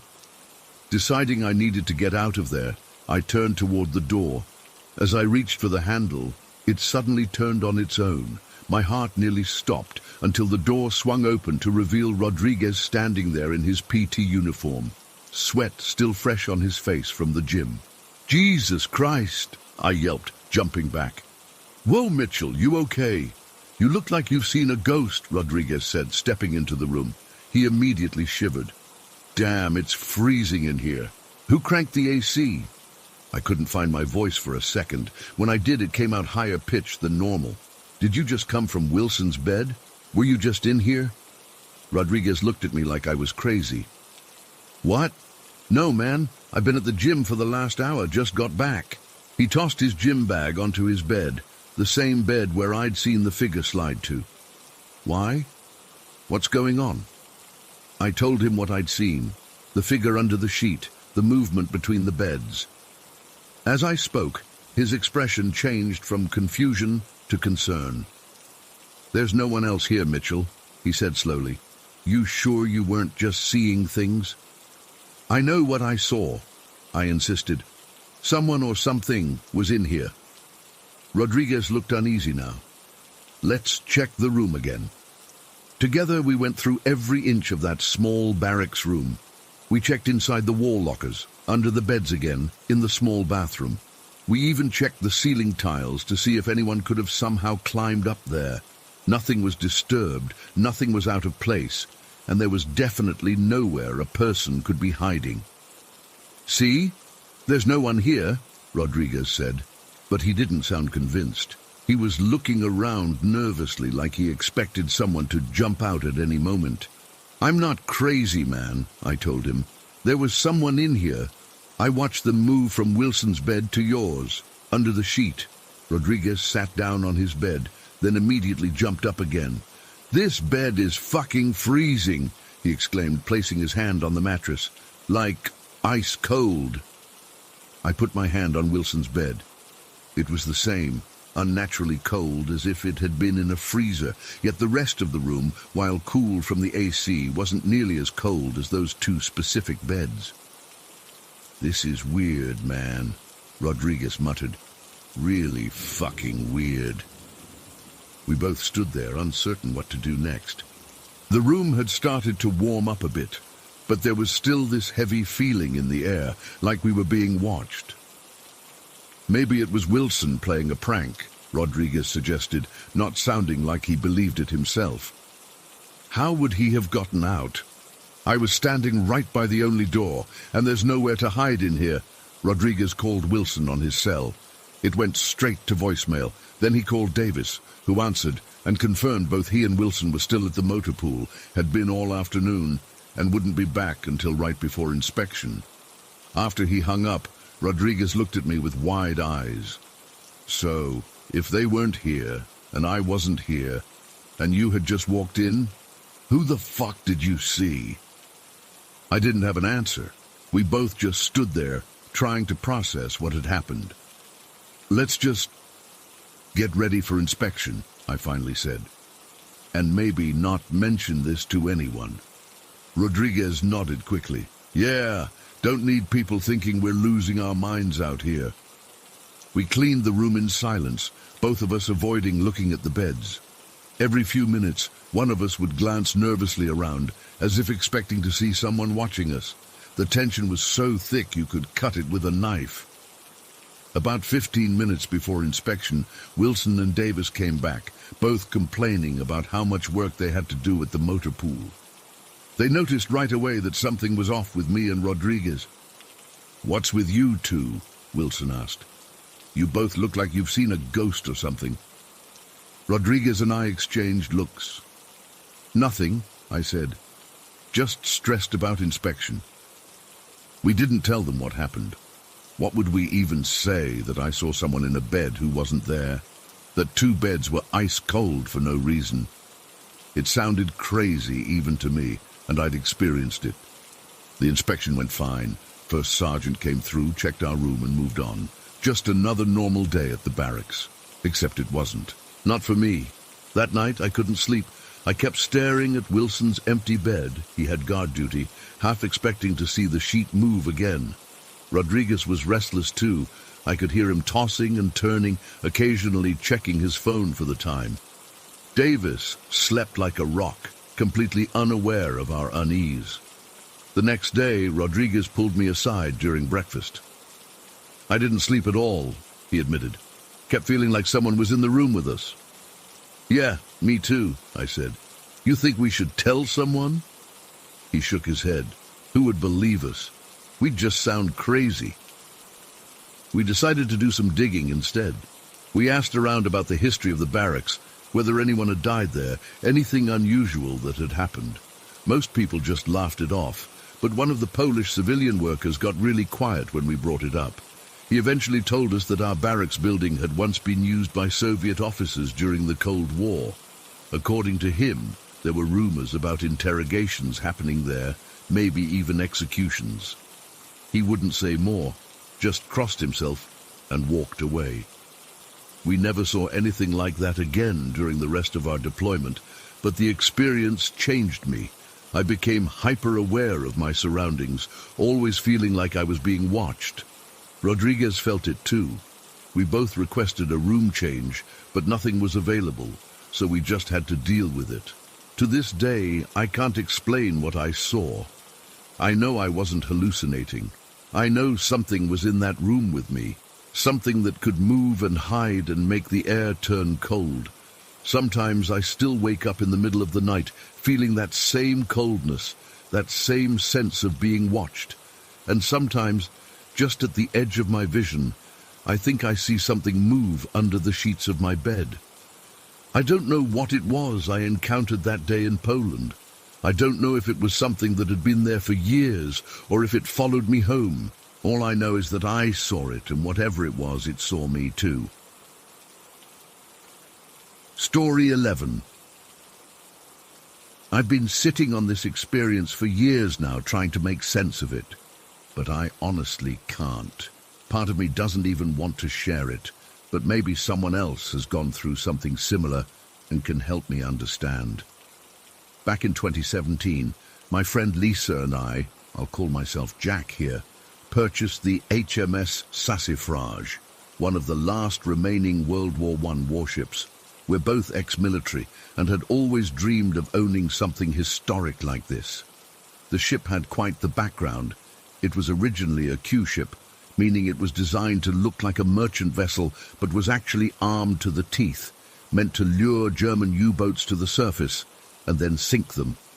Later, it was renamed HMS President and served as a Royal Navy Reserve training vessel for decades. When we bought it, the ship was in pretty rough shape, rusted in places, peeling paint, creaky floorboards, the works. But we were excited about the restoration project ahead.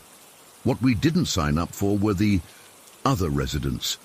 I remember our first day aboard as new owners. We were just doing a walkthrough, making notes about repairs, when we both heard what sounded like footsteps on the deck above us. I looked at Lisa.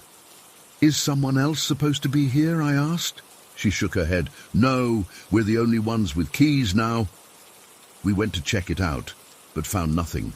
Just the empty deck with the Thames lapping against the hull. We brushed it off. Old ships make noises, right? Metal contracting, wood creaking, that sort of thing. But then it happened again the next day. And the day after. Footsteps. Whispers. Sometimes what sounded like distant conversations or mechanical noises from parts of the ship where no machinery was running. About 3 weeks after we got the keys, I was looking for an extension lead on B deck. I was crawling around under some old desks in what used to be an office space, checking outlets and generally getting covered in decades-old dust. That's when I heard it. Footsteps, clear as day, walking down the corridor outside the room. "Lisa!" I called out, thinking she'd come back early from her supply run. No answer. The footsteps continued. I crawled out from under the desk and stood up, brushing dust off my knees. As I looked toward the doorway, I saw something that made my blood run cold. A pair of old World War II-style naval bell-bottoms walked past the doorway, just the pants and boots. I couldn't see higher than that from my angle. The fabric had that distinct navy blue color, but looked worn, almost faded. I rushed to the doorway and looked down the corridor in both directions. Empty. Completely empty. I'm not easily spooked. Military training beats that out of you. But I felt the hairs on my neck stand up. I immediately went topside, deciding the extension lead could wait. When Lisa returned, I told her what I'd seen. She didn't laugh or dismiss it like I half expected. Instead, she got this look on her face. "I've been hearing things too," she admitted. "Last night when you went home, I was in the captain's quarters updating the inventory, and I swear I heard someone calling out orders. It sounded like it was coming through one of those old speaking tubes, you know, but none of those are even connected anymore. We tried to rationalize it. Maybe there was another ship nearby, sound carrying over water, our minds playing tricks. But deep down, we both knew something wasn't right. About a month later, we were both on board doing some measurements for a restoration plan. It was around 4 p.m., broad daylight. We were in the mess hall when we both heard it, pronounced heavy footsteps like someone in hobnail boots marching across the deck above us. Not just walking, marching with purpose. Lisa and I locked eyes. "You hear that?" Lucy whispered. I nodded. The footsteps stopped directly above us, then seemed to pace back and forth for about 30 seconds before stopping. "Let's go see," I said, trying to sound braver than I felt. We went up the stairs to the main deck. Again, completely empty, not a soul in sight. Could it be coming from the shore? Lisa asked. But we were moored in the middle of the river, too far from either bank for sounds to carry that clearly. As the weeks went on, things got more frequent. We'd hear voices having muffled conversations, the sound of machinery running, doors opening and closing in parts of the ship where we weren't. Most of the time, it was just unsettling but not threatening. Until one night in November, I was on board alone doing some maintenance. We'd had heavy rain, and there was a leak in one of the lower decks that needed attention. It was around 10 p.m., dark and quiet, except for the occasional sound of a boat passing on the river. I had my phone playing music while I mopped up the water and tried to locate the source of the leak. I remember exactly what happened next. A Rammstein song came on. I've always liked heavy music when I'm working. And suddenly I heard a voice, clear as day, from across the room. "Turn that off!" I froze, mop in hand. My first thought was that Lisa had come aboard without me noticing, but this voice was deeper, male, with an accent I couldn't place. "Hello?" I called out, reaching for my phone to pause the music. "Turn that crap off!" The voice was louder now, angry. It seemed to come from everywhere and nowhere at once. My hands were shaking as I shut off the music. The silence that followed was deafening. I stood there for maybe 30 seconds, heart pounding in my chest. "Hello? Who's there?" I tried again, my voice sounding small in the empty space. No response, just the distant sound of water slapping against the hull. I'm not ashamed to admit I left everything where it was. The mop, the bucket, my tools, and got the hell out of there. I didn't even lock up properly, just slammed the main door and ran to my car. The next day I told Lisa what happened. She believed me immediately, which was both reassuring and terrifying. We decided that maybe we shouldn't work on the ship alone, especially after dark, but the worst was yet to come. About 2 weeks after the music incident, Lisa and I were both staying overnight on the ship. We'd been working late, installing some new electrical wiring, and we were too tired to drive home. We had set up makeshift beds in what used to be the officers' quarters, 2 small rooms connected by a shared doorway. I fell asleep quickly, exhausted from the day's work. Then, around 3 a.m., I woke up. Not gradually, but suddenly, as if someone had called my name. The room was dark, except for the faint glow from the emergency lights in the corridor that seeped under the door. And there, in the doorway between our rooms, was a figure.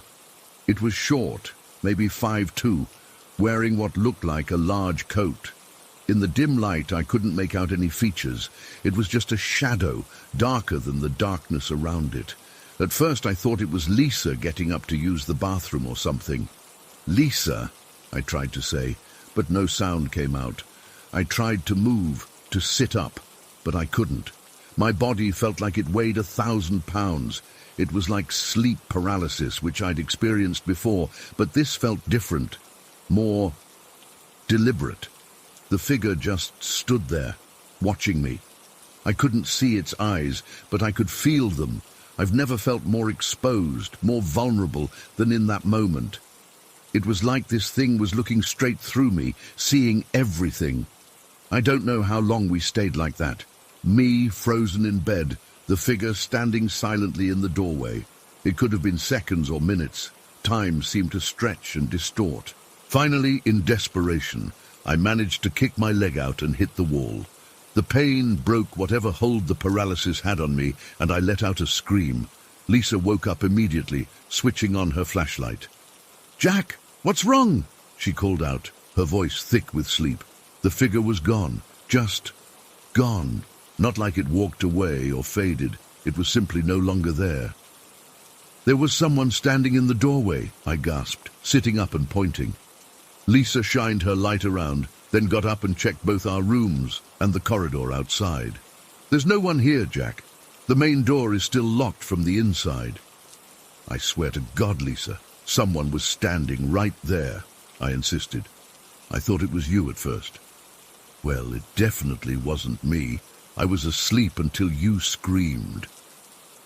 We didn't sleep again that night. We sat up with the lights on, talking about what had happened and what to do about it. Eventually, we decided to do some research into the ship's history, beyond what we already knew. What we found was unsettling. Hundreds of naval reservists had trained on this ship when it was the HMS President. Many of them went off to war and never returned. Several died while actually serving on the vessel itself. Accidents, illnesses, even a suspected suicide in the 1950s that was hushed up. But the most chilling connection we found was to the HMS Curacoa. A number of reservists who had trained on our ship were later assigned to the Curacoa, which was accidentally cut in half by the Queen Mary during Vol.235. Over 300 men died in that disaster, many of them former trainees from our very vessel. It made a terrible kind of sense. These men spent months, sometimes years, training on our ship. It became their home, their safe place. Then they died violent deaths far from home, or in some cases, on the very decks we were now walking on. Maybe some part of them came back or never left. After that night, the activity seemed to increase. We'd find objects moved from where we left them. Doors we specifically remembered closing would be open in the morning. The sound of footsteps, conversations, and machinery became almost constant, especially at night. One morning, I arrived to find all the chairs in the mess hall arranged in neat rows facing the wall, as if set up for some kind of briefing or service. Lisa swore she hadn't done it, and I believed her. The weird thing is, after a while, it stopped feeling threatening. Unsettling, yes, but not dangerous. It was more like we were sharing the space with them rather than they were trying to drive us out. Except for that one night with the figure in the doorway, that still gives me chills when I think about it. We still own the ship today, though we've given up on making it our primary residence as we'd initially planned. We use it for day work and special events, but neither of us stays overnight anymore. Not after what happened. Sometimes, especially in the early morning when the fog is thick on the river, I'll be working alone in some remote part of the ship and I'll get this feeling, like I'm being watched. I'll turn around, half expecting to see a sailor in old-fashioned uniform standing behind me. There's never anyone there, at least not that I can see, but the feeling remains. I don't know if I believe in ghosts. Even after everything, I still try to find rational explanations, but I know what I saw, what I heard, what I felt. And on the HMS Sassafrage, the line between the past and present, between the living and the dead, seems thinner somehow, as if time itself has worn down, allowing glimpses between worlds that should remain separate. I still can't explain what happened that night, with the figure in the doorway. I've tried to convince myself it was sleep paralysis, a hallucination, anything but what it felt like, that I was being observed by someone who died long ago but never really left. All I know is that on the HMS Sassafrage, we're never truly alone. The crew is still aboard, still on duty, still watching, and sometimes, just sometimes, they let us know they're there. Story 12. I've never told this story to anyone outside my military mates. Some things you experience in war stay with you forever, haunting your dreams and making you question everything you thought you knew about life and death. This is one of those experiences. It was 1941, and I was stationed near Tobruk as a bombardier with the Royal Artillery. The Western Desert was a hellscape, blistering heat during the day, bone-chilling cold at night, and the constant threat of Rommel's forces bearing down on us. Most nights I'd fall asleep to the distant rumble of artillery, praying I wouldn't wake up to find German tanks on our doorstep. That particular day started like any other. The sun was just beginning to rise, painting the desert sand in hues of orange and gold. Beautiful if you could forget for a moment that you were in a war zone. My unit was working alongside a group of Royal Engineers, laying mines to slow down the German advance. It was tedious, dangerous work. One wrong move, and you'd be blown to bits. Lieutenant James Crawford was supervising our operation that morning. He couldn't have been more than 24. one of those fresh-faced officers straight out of training. Blonde hair, tall, with this perpetual half-smile like he knew something the rest of us didn't. Despite his youth, the lads respected him.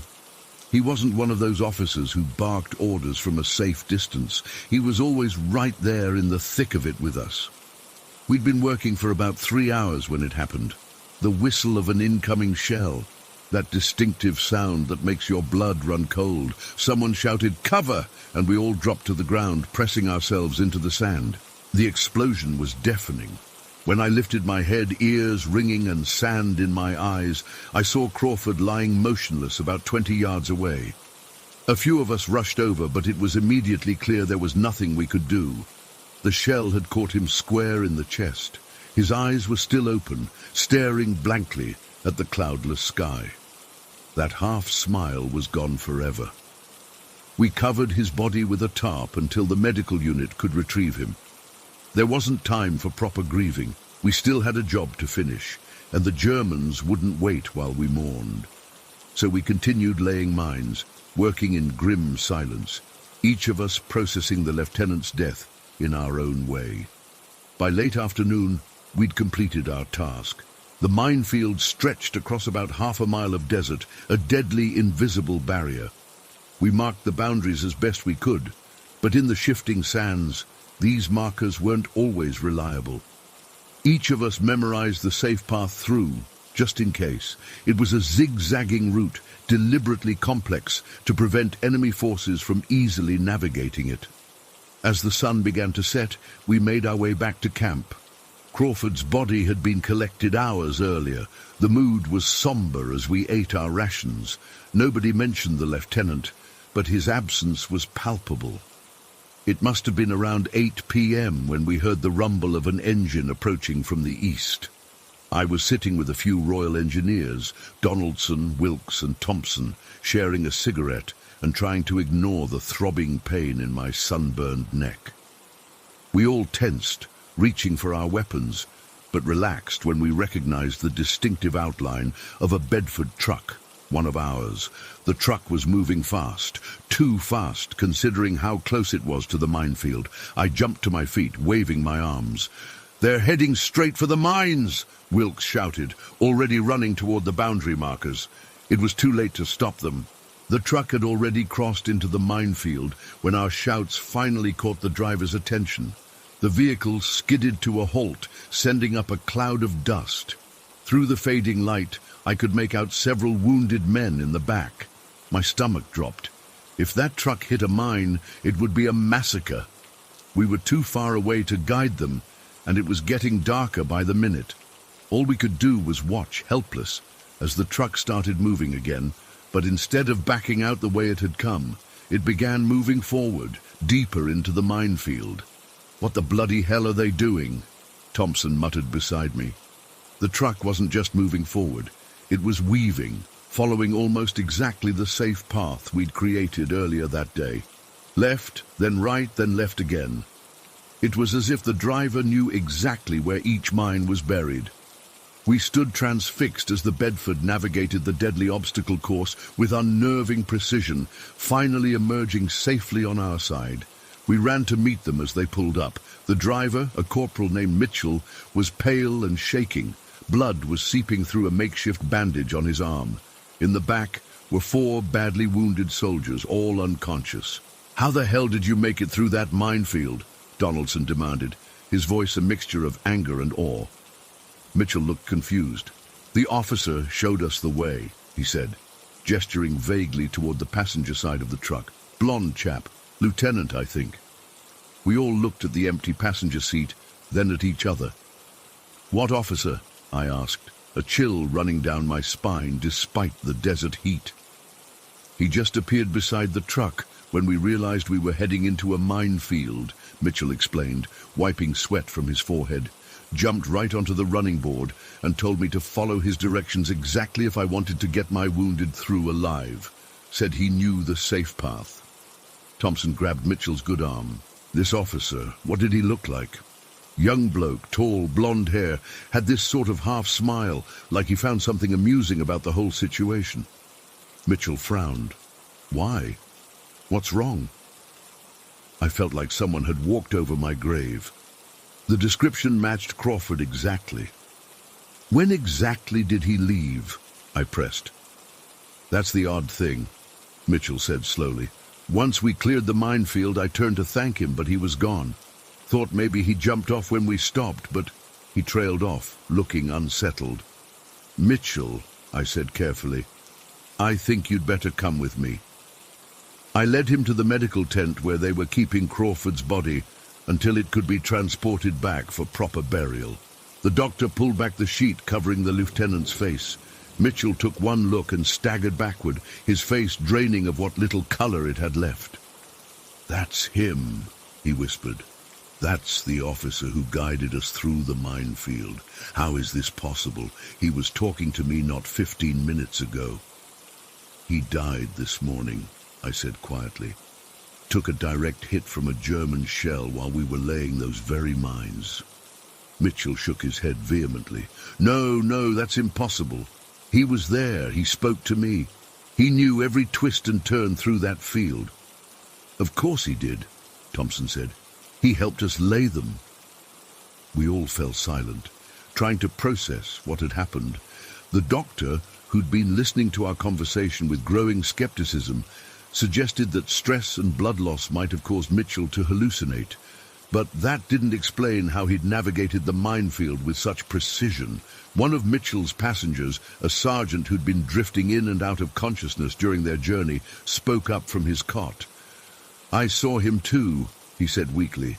The blonde officer, standing on the running board directing Mitchell, thought I was dreaming at first, but he was there plain as day. There was something odd about him, though. He paused, brow furrowed. He seemed to, I don't know, flicker sometimes, like a candle in the wind. Over the next few days, we tried to make sense of what had happened. The rational part of me wanted to dismiss it as coincidence or confusion, but the evidence was too compelling. 4 men had seen Crawford that evening, Mitchell, the sergeant, and 2 other wounded men, who later confirmed the story when they regained consciousness. None of them knew Crawford had died that morning. None of them could have known the safe path through the minefield.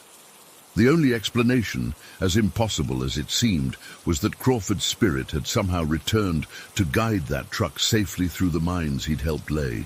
Even in death, he was protecting his men. As the years passed and I survived the rest of the war, I found myself thinking about Crawford often, about why he came back. Was it some kind of unfinished business, a sense of duty that transcended death itself? Or something deeper about the human spirit that we can't begin to understand? I've been in some dark places since the war ended, struggled with the things I saw and did. But whenever those black moods descend, I think about Crawford and that Bedford truck, and I find a strange comfort in it. Not because it proves there's something after death, though maybe it does, but because it reminds me of the bonds forged in those terrible days. Bonds that apparently not even death can break.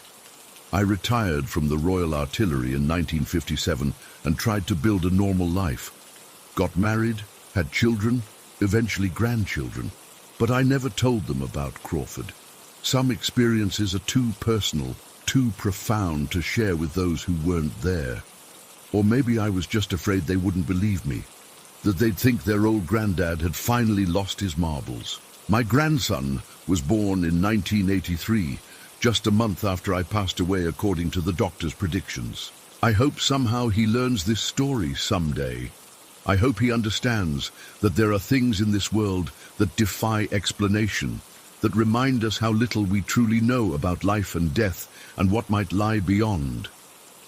As for Lieutenant James Crawford, I don't know if he found peace after guiding that truck to safety or if he's still out there somewhere watching over lost soldiers.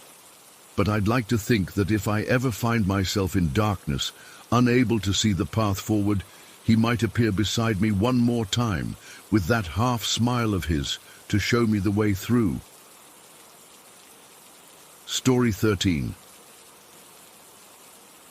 My aunt and uncle lived in this 3-story condo in a pretty normal suburban neighborhood. Nothing about the place screamed haunted from the outside. It was just a regular condo in a row of identical ones. Beige siding, small front yard, attached garage. But the moment you stepped inside, something felt off. It's hard to describe unless you felt it yourself. The air was always a little too heavy, like it was pressing down on your shoulders, especially on the third floor. My family would visit a few times a year. My parents always made these visits sound exciting when I was younger, but I dreaded them. My cousins and I would play in the basement or the backyard most of the time, but sometimes we'd venture up to the third floor, where my aunt and uncle kept a small TV and some board games.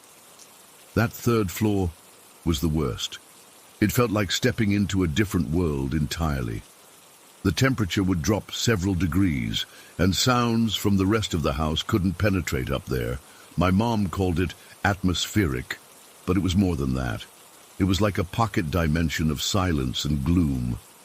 Even on bright summer days, the light coming through the windows seemed muted and grey. Over the years, we all experienced strange things in that house, though nobody really talked about it openly. I'd hear footsteps on the stairs at night when everyone was asleep. I'd see figures out of the corner of my eye that vanished when I turned to look. Once, I watched a door slowly swing open on its own after my uncle had definitely locked it. Another time, a book flew off a shelf when nobody was near it. My parents brushed off my concerns when I was younger. Old houses settle, my dad would say. The air conditioning creates drafts, my mum would explain. But I could tell they felt it too. My mom would never go to the third floor alone, and my dad always seemed on edge after dark. Then my uncle died. It was sudden, a heart attack while he was at work. Nobody saw it coming. He was only 52. The funeral was at their church, and afterward everyone gathered at the condo. There were relatives from out of town, so sleeping arrangements were tight. My immediate family got stuck on the third floor. My parents on the pull-out couch in what was supposed to be the office, me on an air mattress in the small TV room. The day of the funeral was exhausting. My aunt was inconsolable, sobbing for hours. The house was packed with people bringing food, offering condolences, reminiscing about my uncle. By the time everyone started leaving around 10 p.m., I was completely drained. Going up to the third floor that night felt different. The usual heaviness was amplified, like the air itself was saturated with grief. I remember looking at my mom as we climbed the stairs, and her face showed she felt it too. She gave me a reassuring smile, but it didn't reach her eyes. I fell asleep surprisingly quickly, probably from the emotional exhaustion of the day. I don't know how long I was out before I woke up to bone-chilling cold. Not the kind of cold when someone leaves a window open. This was an unnatural cold that seemed to seep into my bones. My breath came out in visible puffs, which made no sense for a summer night in a house with no air conditioning. That's when I heard it. A sound that still haunts my nightmares. It was crying, but not normal crying. It sounded like someone trying to mimic human sobbing without understanding how it actually works. A dry, raspy approximation of weeping that raised every hair on my body. It was coming from the corner of the room near the small door that led to a crawl space under the eaves. I lay frozen, unable to move or call out. The crying continued, getting more frantic and distorted. It reminded me of my aunt's sobbing earlier that day, but twisted and wrong, like something had heard her grief and was trying to replicate it. Finally, I managed to whisper, "Mom." My voice cracked with fear. A moment later, my mum appeared in the doorway. "Charlie, are you okay?" "Do you hear that?" I asked. She stood completely still, listening. The crying continued, now with a rhythmic quality that made it even more disturbing. I saw the color drain from her face. "Stay here," she whispered. "I'm going to check on everyone." She disappeared, and I heard her footsteps going down the stairs. I pulled my blanket up to my chin, staring at the crawl space door, terrified it would open. The crying stopped abruptly while my mum was gone, leaving an eerie silence that was somehow worse. What felt like hours but was probably only minutes later, I heard my mom coming back up the stairs. She wasn't alone. I could hear her talking softly to someone. She appeared in my doorway again, holding my 6-year-old cousin Bobby by the hand. He was trembling, eyes wide with fear. "Everyone's asleep," my mom said, her voice tight. "I found Bobby sitting on the stairs. He says he saw something." Bobby looked up at my mom, then at me. "It's coming to get me," he whispered. "The shadow man is coming to get me." "What shadow man, honey?" my mom asked, kneeling down. Bobby pointed toward the stairs. "The one that lives in the walls. He comes out at night. Uncle Jim used to keep him away, but now he can't anymore." A cold feeling that had nothing to do with the room temperature washed over me. My uncle had never mentioned anything about a shadow man, but the way Bobby said it, with such certainty, made my skin crawl. That's when we all heard it, a slow, deliberate creak on the stairs leading up to the 3rd floor. My mom straightened up, pulling Bobby close to her side. "Tom?" she called out, thinking it might be my dad. No answer. Another creak, closer this time. My mom backed into my room, positioning herself between us and the doorway. What happened next is something I still struggle to describe in a way that makes sense. A shadow appeared at the top of the stairs, not cast by anything, but a 3-dimensional darkness that was blacker than the surrounding night. It was roughly human-shaped, but wrong somehow. Too tall and too thin in places, too bulky in others. It lurched forward, and as it came fully into view at the top of the stairs, it seemed to grow, stretching upward until it was nearly touching the ceiling, easily 8 feet tall. The shape kept shifting slightly, like it couldn't decide what form to take. Then it made a sound, that same horrible approximation of crying, but louder now, interspersed with something that resembled laughter. The combination was the most terrifying thing I've ever heard. My mum didn't hesitate. She scooped up Bobby, grabbed my arm and yanked me off the air mattress. "Run!" she screamed, but there was nowhere to run. The only way down was past that thing on the stairs. The shape seemed to realize this too, and it began moving toward us with a jerky, unnatural gait. My mom shoved us into the office where my parents had been sleeping. My dad wasn't there. I later found out he'd gone downstairs to get water. She slammed the door shut and dragged a heavy bookcase in front of it, all while holding a terrified Bobby. "What is that thing?" I gasped, helping her push the bookcase.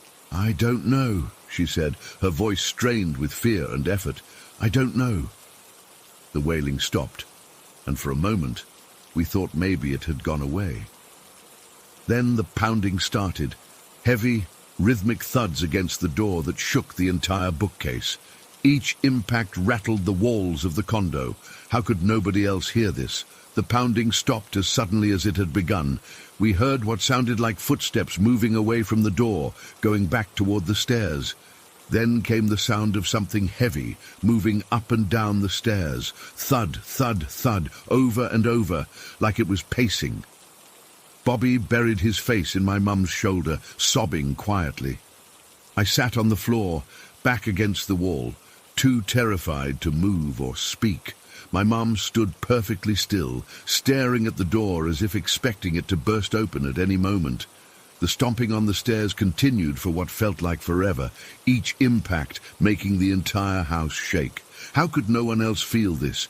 How were they still asleep? Then we heard my dad's voice from downstairs. "Hello, what's going on up there?" Everything stopped. The stomping, the crying sounds, everything. Like someone had hit a mute button on the terror. The silence was sudden and complete. We heard my dad coming up the stairs. "Denise, Charlie, why is there furniture moved around up here?" My mum didn't move the bookcase until my dad was right outside the door, calling to us.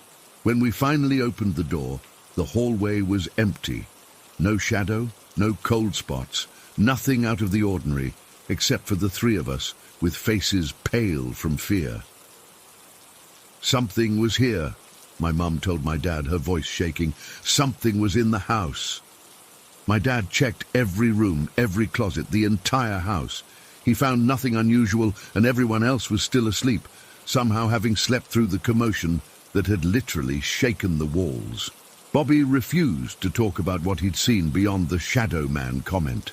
When questioned in the morning, he just shook his head and said he didn't remember getting out of bed. We left the next day earlier than planned. My aunt sold the condo a few months later and moved to be closer to her sister. She never said why, but I caught her looking over her shoulder once, staring up at the third floor with an expression of pure dread. I've tried researching the history of that condo complex, looking for deaths or tragedies that might explain what we experienced. I found nothing conclusive. Whatever was in that house that night, whatever attached itself to my uncle or that property, remains a mystery. Sometimes I wonder if it followed any of us home. Sometimes, late at night, I think I hear that dry, rasping imitation of crying from the darkest corner of my room.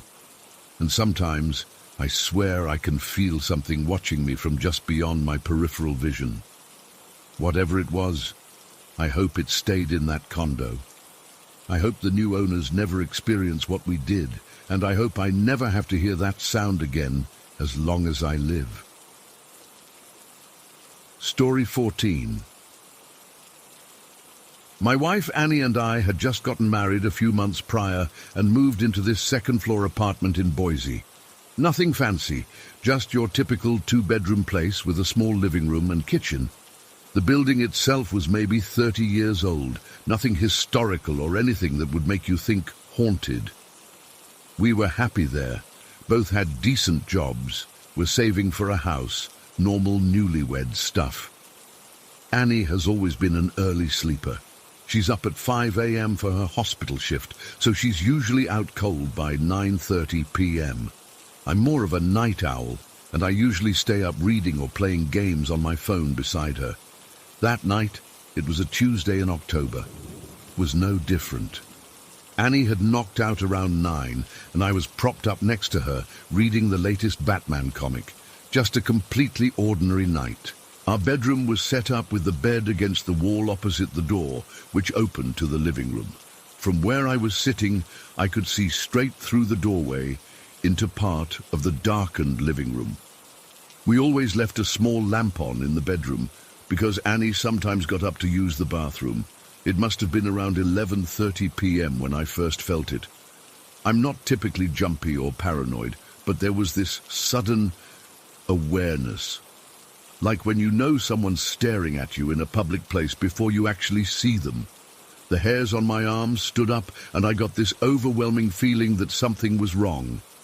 I looked up from my comic and stared at the doorway. Nothing at first, but the feeling persisted. I remember thinking maybe it was just our neighbor walking around upstairs. The floors were pretty thin. But this felt different, more immediate. Then I saw it, right at the top of the doorframe, partially hidden but clearly visible in the dim light from my reading lamp. A dark shape, not just darkness, but a definite form. It was like someone's head was hanging upside down, peeking around the top corner of the doorframe into our bedroom. But it wasn't a person. It was completely black, like a void. No features, just an unmistakable head-like shape. My first thought was that someone had broken in, and they were somehow hanging from the ceiling in our living room, looking in at us. But that made no sense. How would someone be suspended like that? I froze completely, comic still in my hands, afraid to move. As I stared at it, the shape seemed to realize I'd noticed it, and it slowly pulled back out of sight. I blinked a few times, wondering if my eyes were playing tricks on me. I even rubbed them, thinking maybe I was more tired than I realized. But when I looked again, the shape was back. This time, slightly more of it visible, like it had leaned further into the doorway. I felt my heart hammering in my chest. It wasn't a trick of the light or a shadow from the street. This thing was deliberately moving, watching us, watching me watch it.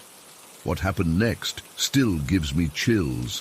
When I focused directly on it, it would pull back slightly as if hiding.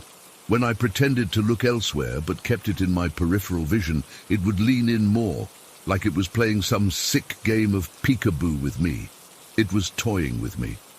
The temperature in the room started dropping dramatically. It was October in Idaho, so nights were already cool, but this was different. The cold came on suddenly, and I could actually see my breath fogging slightly. Our heating was definitely on. I could hear it running. But it was like all the warmth was being sucked out of just our bedroom. I wanted to wake Annie, but I was terrified of taking my eyes off the doorway. The shape was getting bolder, showing more of itself with each appearance. It was definitely humanoid, but there was something wrong about the proportions. The head seemed too large, the neck too thin, and it remained completely upside down, as if hanging from the ceiling like a bat. My entire body was rigid with fear. I couldn't even bring myself to reach over and shake Annie awake. What if moving attracted its attention somehow? What if it came into the room? After what felt like an eternity, but was probably only a few minutes, I managed to slide my hand over to Annie's shoulder without looking away from the doorway. The shadow figure was now showing almost half of what looked like a torso, still completely upside down. There were no limbs visible, just this black mass with a head and partial upper body. "Annie," I whispered, my voice barely audible even to myself. She didn't stir. The shadow pulled back slightly at the sound. "Annie," I said again, a bit louder, shaking her shoulder gently.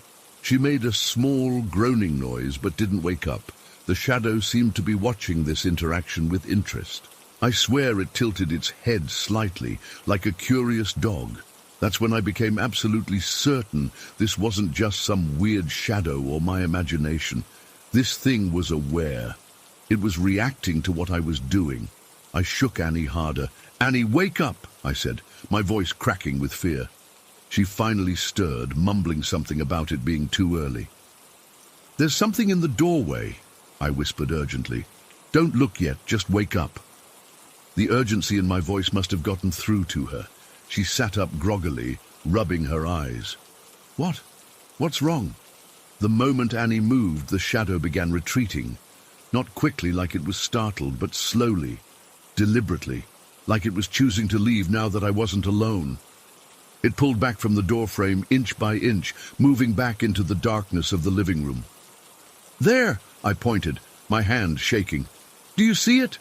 At the top of the doorway." By the time Annie looked, it was already mostly gone. Just the faintest edge of what might have been its head was still visible, and then even that disappeared. "I don't see anything," Annie said, squinting toward the doorway. "What did you see?" I described it to her, the upside-down shadow figure, how it had been playing with me, the cold in the room. As I spoke, I realized the temperature was already returning to normal. The bone-deep chill that had settled over me was fading. Annie is practical, not prone to flights of fancy, but she knows me well enough to know I wouldn't make something like this up. The genuine fear in my voice convinced her that I'd seen something, even if she couldn't see it herself. "Should we check the living room?" she asked, but I could tell she was scared too. I didn't want to. Every fiber of my being was screaming not to go into that darkened room where the shadow had retreated. But I also couldn't just sit there all night, waiting for it to come back. "Let me turn on all the lights first," I said. Our bed had a lamp on each nightstand. I turned mine up to maximum brightness, then reached across Annie to do the same with hers. The bedroom was now brightly lit, which gave me a tiny bit more courage. The switch for the living room lights was just outside our bedroom door. I took a deep breath, jumped out of bed, slapped the switch on, and jumped back like I'd touched something hot. The living room blazed with light. Nothing there. No shadow, no figure, no sign anything had been hanging from our ceiling. Just our normal, ordinary living room, with its IKEA furniture and Annie's houseplants. We searched the entire apartment together. All the closets under the bed, behind the shower curtain, everywhere. Nothing was disturbed, no windows were open, and the front door was still locked with the security chain in place. There was absolutely no explanation for what I'd seen. No way for anyone to have gotten in No way for someone to have been hanging upside down from our ceiling, and no way for them to have disappeared so completely in the seconds it took Annie to wake up. We stayed up for hours after that. Annie made coffee, and we sat on the couch with every light in the apartment blazing, talking about what I'd seen. She suggested it might have been a hypnagogic hallucination, those weird visions people sometimes get when they're half asleep. But I hadn't been sleepy at all, and the experience had gone on too long, been too detailed and consistent. I've never felt anything like the absolute certainty I had that this thing was playing with me. It knew I could see it. It was showing itself deliberately, gauging my reactions, almost like a cat toying with a mouse. And the controlled way it retreated when Annie woke up, not frightened, but like it was choosing to end the encounter on its own terms. The next morning, neither of us went to work. We both called in sick, neither having slept more than an hour or two. As soon as it was a reasonable hour, I called a local priest. I'm not particularly religious, but Annie was raised Catholic, and it seemed like the thing to do. The priest came over that afternoon and blessed the apartment, sprinkling holy water in every room and saying prayers. We also went to a local metaphysical shop and bought sage, which we burned in every corner of the place, following some instructions we found online. We even put salt across all the thresholds. We were taking no chances. Whatever it was, it never came back. We lived in that apartment for another year before moving to a house in the suburbs, and we never experienced anything like that again. Sometimes when I mention it to Annie now, she looks at me like she's not sure if she believes it really happened or if I had some kind of waking nightmare. But I know what I saw. That upside-down shadow figure was real. It was aware. And for those terrifying minutes, it was focused entirely on me, watching me, playing with my fear. I still don't sleep with my back to an open doorway. I still sometimes feel that prickle of awareness, that sensation of being watched, though I've never seen the shadow again. Part of me wonders if it's still out there somewhere, hanging upside down from someone else's ceiling, peeking around their doorframe, enjoying their terror. What bothers me most isn't just that it existed, it's that it seemed to take pleasure in frightening me. There was an intelligence behind its movements, a deliberate quality to the way it revealed itself and retreated. It wasn't just present, it was interacting. And sometimes in that space between wakefulness and sleep, I wonder what would have happened if Annie hadn't woken up when she did. Story 15. I grew up in Jacksonville, Illinois, in an old 2-story house that my parents bought when I was just a kid. Looking back, the weird stuff started pretty early. I remember being about 14 or 15, home alone after school while my parents were still at work. I'd be upstairs in my room doing homework or playing video games, and I'd hear the front door open and close. The sound was unmistakable. Our door had this specific creak, and the latch made this distinctive click when it shut. The first few times, I called out "Mom" or "Dad," thinking one of them had come home early. When nobody answered, I'd go downstairs to check, my heart pounding the whole way, but the door was always closed and locked. Nobody there. After a while, I just got used to it. Then there were the footsteps on the stairs. Man, those used to freak me out. Our staircase had this one step, the fourth from the bottom, that squeaked no matter how carefully you stepped on it. Impossible to avoid. When I was home alone, I'd hear someone slowly coming up the stairs, step, step, step, squeak, but I'd look out into the hallway and there was never anyone there. I told my parents about it a few times, but they just brushed it off. Dad said it was the house settling or the wood expanding and contracting with temperature changes. Mom was a little more open to the idea that something else might be going on, but she never seemed worried about it. "If there are spirits here," she'd say, "they've never done anything to harm us." I guess she was right about that. Whatever was in our house never seemed malevolent, just present, watching, listening. When I was 23, my mum got sick. Cancer. It happened fast. Diagnosis to gone in just 8 months. I was devastated. We'd always been close, and suddenly the person who'd been my rock through everything was just gone. I didn't handle it well. Started drinking too much, staying out late, doing anything to avoid coming home to that empty house. Dad had moved out a couple years earlier after their divorce. I couldn't sleep more than a couple hours at a time. I'd lie awake, staring at the ceiling, replaying memories and conversations, thinking of all the things I should have said to her before she died. About 3 months after the funeral, I was in that weird state between sleep and wakefulness. You know, when you're not quite asleep but not really awake either. And I saw her. My mum was standing at the foot of my bed, looking exactly like she did before she got sick. She was wearing this blue cardigan she always loved, her hair neat and her face healthy. She didn't say anything out loud, but somehow I could hear her voice in my head, telling me she was okay and that I needed to take care of myself, that she loved me and would always be watching over me. Then she smiled, that same smile she'd give me when I was a kid and I'd done something that made her proud, and she was gone. I know what you're thinking. I was exhausted, drunk, grief-stricken. My mind was playing tricks on me. And maybe that's all it was, but it felt so real, and after that night I could sleep again. I cut back on the drinking, started putting my life back together. It was like I finally had permission to move on. Fast forward 3 years, I'm 26, living in the same house. I couldn't bring myself to sell it, and things are going better.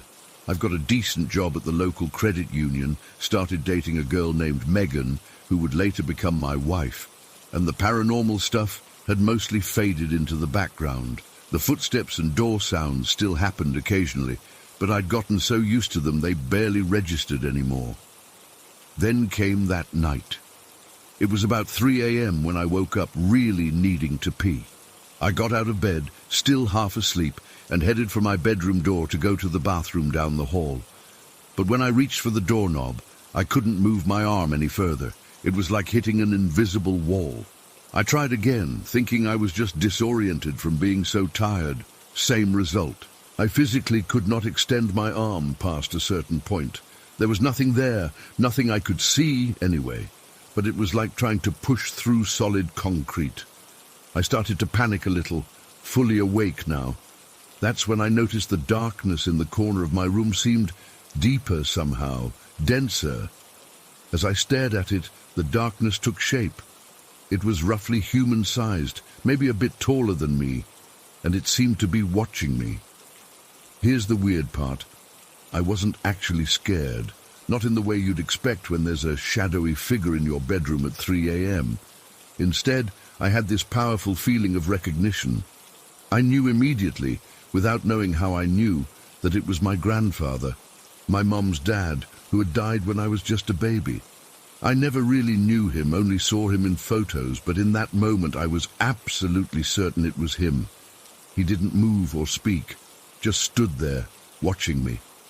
After what felt like forever, but was probably only a minute or two, the invisible barrier seemed to disappear. The shadow faded back into the regular darkness of my room.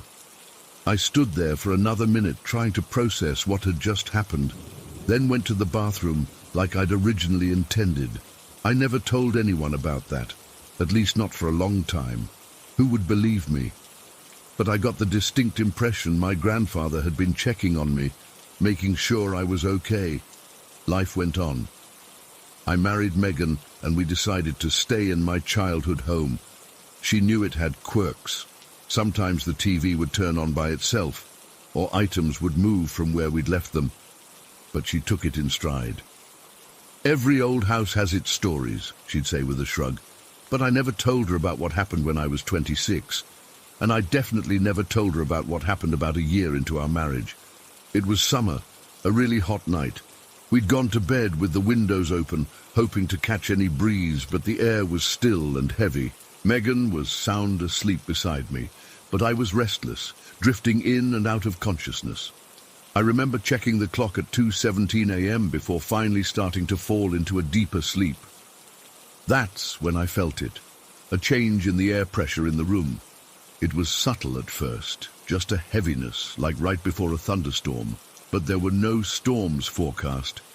I opened my eyes, blinking in the darkness, and they were there, standing around our bed. 6 foot tall, impossibly thin, completely white beings. Not white like Caucasian skin, white like paper, like they'd never seen sunlight. There were 4 of them, positioned at each corner of our queen-sized bed. They didn't have faces, at least not in any way I could clearly make out. Where their features should have been was just a suggestion of eyes, deep indentations that seemed to absorb the faint light from our digital alarm clock rather than reflect it. I tried to move, to wake Megan, to scream anything, but I was completely paralyzed. It wasn't like being held down. My body simply wouldn't respond to my brain's frantic commands. I could breathe, I could blink, I could move my eyes to look around, but that was it. The entities weren't moving much either, just swaying slightly, almost imperceptibly, like they were being moved by some gentle current I couldn't feel. But their not-quite eyes were fixed on me. I knew they were looking at me. I could feel their attention like a physical weight. Then they started making gestures with their long, thin arms, slow, deliberate movements that reminded me of some kind of ritual. They weren't touching each other or me, just moving in perfect synchronization, their limbs flowing like water. I couldn't turn my head to check if Megan was experiencing any of this. As far as I could tell, she was still sound asleep beside me, her breathing deep and regular. How could she sleep through this? How could she not feel the presence of these things in our bedroom? After what felt like an eternity of their silent ritual, one of them, the one standing at the bottom right corner of the bed, moved. It glided around to my side, its movements unnaturally smooth, like it was floating rather than walking. It leaned over me, its face, or where its face should have been, just inches from mine. Then it sat on my chest. It wasn't heavy, surprisingly lightweight actually, but the pressure was definitely there. I could feel the weight of it pressing down on my ribcage, making it slightly harder to breathe. While this was happening, another one moved to stand by my head. It raised its thin, elongated hands, and gently, so gently I could barely feel it, pushed my head down deeper into the pillow. I should have been terrified out of my mind, but the strangest thing happened. I started feeling calm. A deep, profound peacefulness washed over me, starting from where the entity was touching my head and spreading throughout my body. My racing thoughts slowed, then stopped altogether. My panic dissolved. The last thing I remember before drifting back to sleep was the entity on my chest, leaning even closer, those dark, eye-like voids seeming to stare directly into mine. I had the overwhelming sense that it was communicating something to me, not with words, but with pure intention. I don't know what the message was, but it felt important, necessary. I woke up the next morning with the memory of what happened crystal clear in my mind. Megan was already up, getting ready for work, completely unaware of our visitors in the night. "Sleep okay?" she asked, applying mascara in our bathroom mirror. "Yeah, fine," I lied, watching her reflection. How could I possibly tell her what I'd seen? What would she think? That I was hallucinating, having some kind of breakdown? Or worse, what if she believed me and never felt safe in our bed again? So I kept it to myself for months. I researched similar experiences online when she wasn't around, finding countless accounts of sleep paralysis, alien abduction stories, and visits from shadow people. Some descriptions matched aspects of what I'd experienced, but nothing fit completely. The white entities never came back, at least not while I was awake enough to see them. But sometimes I'd wake up with that same feeling of calm peacefulness that had washed over me that night. And I'd wonder if they'd been there, performing their silent ritual while I slept. I did eventually tell Megan about a year later. I couldn't keep it in anymore.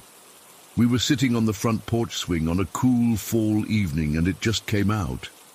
I told her everything, Not just about the white entities, but about all of it. The footsteps on the stairs when I was a teenager, my mum's visit after she died, my grandfather's shadowy presence stopping me from leaving my room that night. I expected disbelief, concern, maybe even fear. Instead, she squeezed my hand and said, "I know." "You know? What do you mean you know?" "I've felt things in this house too," she said. "Not seen anything as clearly as you have, but sometimes I feel like someone's watching me.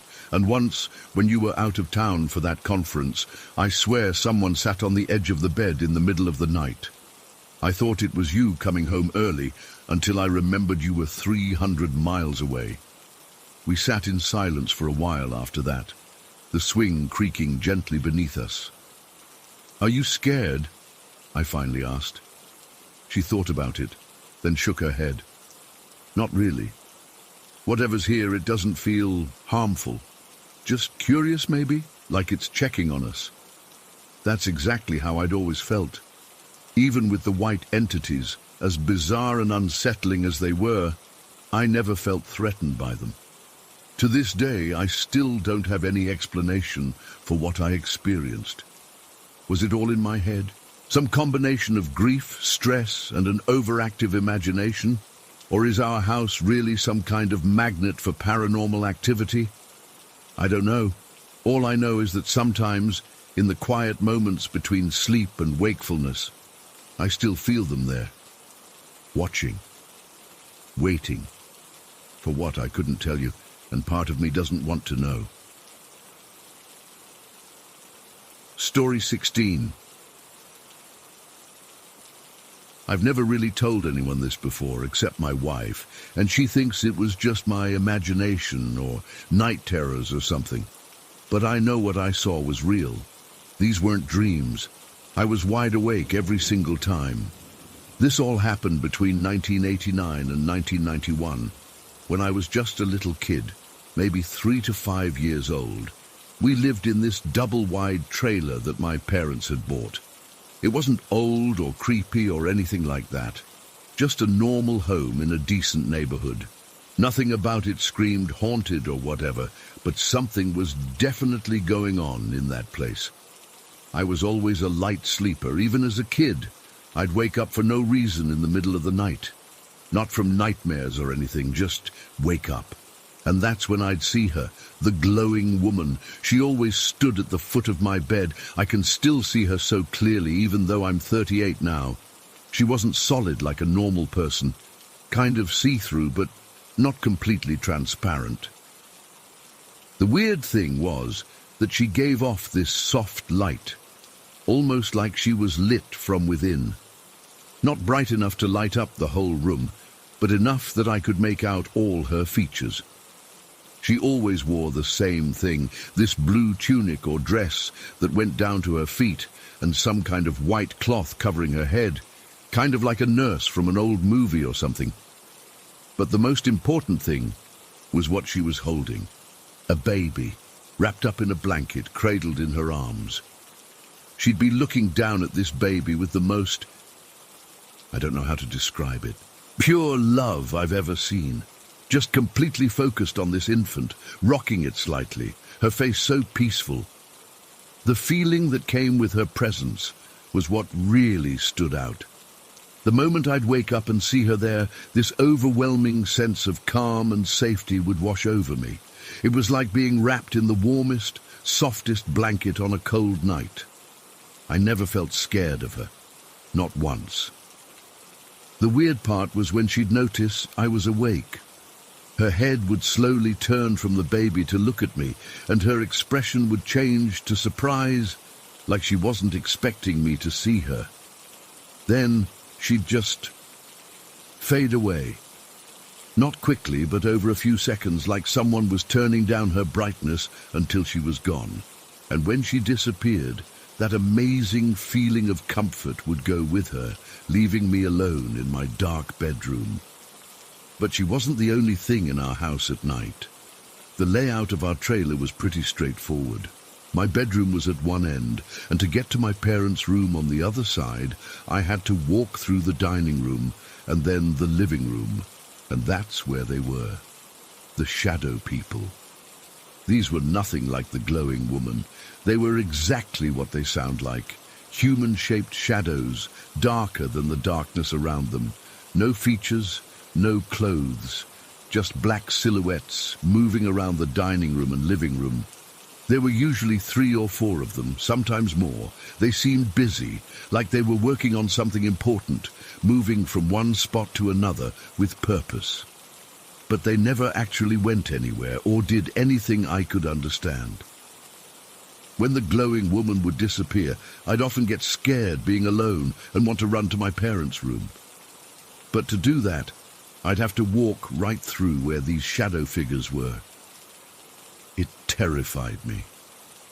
I'd stand at my bedroom doorway, staring into the dining room, watching them move around, completely frozen with fear. Sometimes I'd try calling for my parents, screaming their names, hoping they'd hear me and come get me. That's when things would get even scarier. The moment I'd start yelling, all the shadow people would stop whatever they were doing. They'd turn toward me. At least it felt like they were looking at me, though they had no faces, and I could feel their anger, frustration, like I was interrupting something important. Then they'd fade away too, but not like the woman did. It was more like they were being pulled into the walls or floor, still staring at me as they disappeared. My parents never heard me, or if they did, they'd just call back that it was fine, to go back to sleep. They never came to get me, so I'd be stuck, too scared to go back to bed, too scared to walk through the rooms to get to them. Eventually, I figured out that if I closed my eyes really tight and felt my way along the wall, I could make it through both rooms to my parents' door. I'd do this shuffling walk with my eyes squeezed shut, one hand on the wall, the other stretched out in front of me. I could feel them there as I moved through. This weird, cold sensation, like walking through patches of chilly air. Sometimes I'd hear whispers too, nothing I could make out, just this hushed, angry muttering. The weird thing was, the more I did this, just closed my eyes and pushed through my fear, the less intense it all became. I could sense their frustration growing each time, like they were losing power over me somehow. I remember one night very clearly, I must have been about 5 by then, when I did my usual eyes-closed walk through the rooms, and I could actually feel them giving up. There was this palpable sense of defeat in the air. That was the last night I saw either the shadow people or the glowing woman. It's strange, but their disappearance coincided exactly with me becoming more comfortable sleeping on my own. Maybe I just outgrew whatever childhood fear was causing me to see things. That's what the logical part of my brain tries to tell me now. But it doesn't explain how consistent these visions were. The woman always looked exactly the same, wore the same clothes, held the same baby. The shadow people always moved in the same way, always reacted the same way to my presence, and it doesn't explain the research I did years later when I was in college. Just out of curiosity, I looked up the history of the land where our trailer park had been built. Turns out there used to be a small private hospital there in the early 1900s, specifically for women giving birth. It burned down in 1923, killing a nurse and an infant.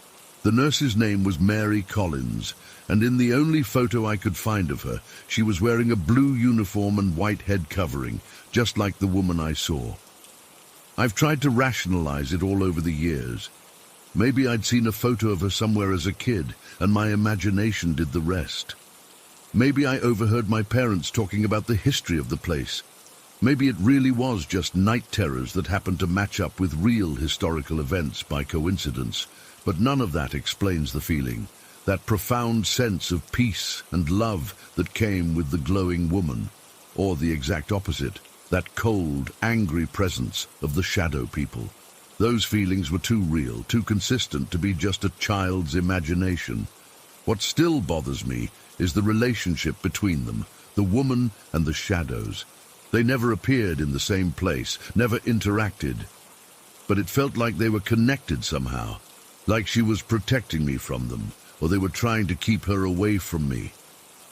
Sometimes I wonder if she was stuck in some kind of loop, forever caring for the baby that died with her. And the shadow people were, I don't know, something that didn't want her finding peace. Or maybe they were former patients, still waiting for care that would never come. I've gone back to visit that old neighborhood a few times as an adult. Our old trailer is long gone, replaced by a newer model. I've never felt anything unusual there again. But sometimes, when I'm half asleep at night, I think I catch a glimpse of a soft blue glow at the foot of my bed. It's gone when I open my eyes fully, but for that brief moment, that same warm feeling returns. Not scary at all, almost comforting, like an old friend checking in. The shadow people, though, I've never seen them again, and I hope I never do. But sometimes, walking through a dark house at night, I still get that prickly feeling on the back of my neck. And even though I'm a grown man now, I still find myself walking a little faster or flipping on lights as I go, just in case. I don't know what to make of all this, even after all these years.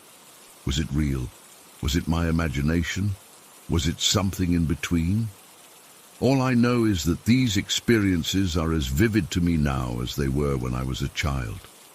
I remember the exact shade of blue of her dress, the gentle way she rocked that baby, the feeling of absolute dread when the shadow people would turn toward me. And I still wonder about that baby she was holding. Was it the same infant that died in the fire with her? Was she stuck caring for it forever? Was it somehow me as a baby? I'll never know. Sometimes I think about reaching out to other people who lived in that trailer park, especially kids who might have been my age, to see if they experienced anything similar. But I've never had the courage. Part of me doesn't want to know. Part of me is afraid they'll say they saw nothing, and I'll have to face the possibility that it was all in my head. But then I remember that feeling, that unmistakable sense of love coming from the glowing woman and the equally unmistakable malice from the shadow people. And I know it wasn't just imagination. Those emotions were too real, too consistent, too powerful for a child to make up night after night. Whatever happened in that trailer between 1989 and 1991, it was real to me. And sometimes late at night, when the house is quiet and the shadows are deep, I still find myself looking for a gentle blue glow, hoping she's still out there somewhere, still caring for that child with that same perfect love. Story 17. I still can't explain what happened to me when I was 14, living out in rural Washington. You know that part of the Pacific Northwest where there's nothing but trees, rain, and more trees for miles? Yeah, that was home. I've never told many people about this, but I need to get it off my chest because it still haunts me nearly 15 years later. It was early October, I remember, because we had just put up some Halloween decorations the weekend before. I woke up suddenly in the middle of the night, not like from a nightmare or anything, just that weird sudden awakening where your eyes pop open for no reason. The first thing I noticed was how cold my room was. We had this old farmhouse with drafty windows, but this was different. It was like someone had left the window wide open in the middle of fall. I remember pulling my comforter up to my chin, thinking I'd just burrow down and go back to sleep. That's when I saw her. Standing at the foot of my bed was a little girl. She looked maybe 8 or 9 years old, just standing there completely still. I froze instantly. My first thought was that I was dreaming, but I knew I wasn't. Everything was too clear, too real. She was wearing this light blue dress with thin straps, you know, those spaghetti strap kind. But the dress looked old, like something from a different time. It was tattered around the edges and had these faded stains on it. The blue wasn't bright, more like it had been washed 100 times and had lost most of its color. But her appearance... God, I can still see her perfectly. Her skin wasn't just pale. It was this sickly grayish white that no living person has, like someone had drained all the blood from her body and replaced it with water. Her hair was this platinum blonde color, but not the pretty kind. It was stringy and hung limply around her face and down her shoulders. The worst part was how thin she was. I could see her collarbones sticking out sharply under her skin. Her chest bones were visible through the top of the dress. She looked like she hadn't eaten in months before whatever happened to her. And her eyes. I'll never forget those eyes as long as I live. They were this ice blue color, almost white, and way too big for her gaunt little face. They didn't look right in her head. Too large, too unblinking. Her face had these very faint freckles across her nose and cheeks, which somehow made the whole thing even more disturbing, like a reminder that she was once a normal little girl. I couldn't move. I couldn't scream. I just stared at her, and she stared back at me. Then she took a step toward my bed. I still remember the sound. There was no sound. She moved, but the floorboards that always creaked when I walked on them made no noise under her feet. That's when true panic hit me. I yanked my blanket over my head so fast I nearly gave myself whiplash. Under the covers, I was hyperventilating. My heart was pounding so hard I could hear it in my ears. I kept thinking, this isn't real, this isn't real, this isn't real. But I knew it was. I knew she was still there, even if I couldn't see her. I stayed under that blanket for what felt like forever. I was sweating despite how cold the room was. My hands were shaking so bad I had to clench them into fists. I remember wondering if I could make it to my bedroom door if I ran. My parents' room was down the hall, but it might as well have been miles away. After about 20 minutes, I couldn't take it anymore. I needed to know if she was still there. I slowly, so slowly, pulled the blanket down just enough to peek out with one eye. She was right there, inches from my face, just staring at me with those huge, unblinking eyes. I nearly had a heart attack. I could see every detail of her face up close now. The bluish veins visible beneath her translucent skin, the cracked, dry lips, those eyes that seemed to take up half her face. She wasn't breathing. I remember noticing that specifically because we were so close I should have felt her breath. But there was nothing. Then her mouth opened. It opened slowly, like she was trying to speak to me. Her eyes changed too. They became pleading, desperate even, like she needed to tell me something important. But I was 14 and terrified out of my mind. I yanked the covers back over my head and started silently crying. I didn't dare make a sound. I started praying, and I wasn't even religious. Just desperate, tearful pleas for her to go away, to leave me alone. I don't know how long I stayed like that. Eventually, I must have fallen asleep from pure exhaustion. When my alarm went off for school the next morning, I was still curled up in a ball under my covers. For a moment, I convinced myself it had all been a nightmare. Then I remembered how real it had been, and I was afraid to pull the blanket down. When I finally did, my room was empty. The morning light was streaming through my window, making everything look normal. But it still felt cold, and I swear there was this lingering smell I couldn't identify, kind of musty and sweet at the same time, like old flowers. I practically ran from my room. I didn't even change out of my pajamas until I was safely in the bathroom with the door locked. I spent the entire day at school in a daze, jumping at every sound, afraid to go home. That night, I begged my mom to let me sleep on the couch. I made up some excuse about my room being too cold. She let me, but by the next night, she insisted I go back to my own bed. I remember lying awake until sunrise, staring at the spot where the girl had stood, terrified she'd appear again. For weeks after, I slept with my light on. I pushed my dresser in front of my closet door. I even asked my dad to check under my bed every night like I was 5 years old again.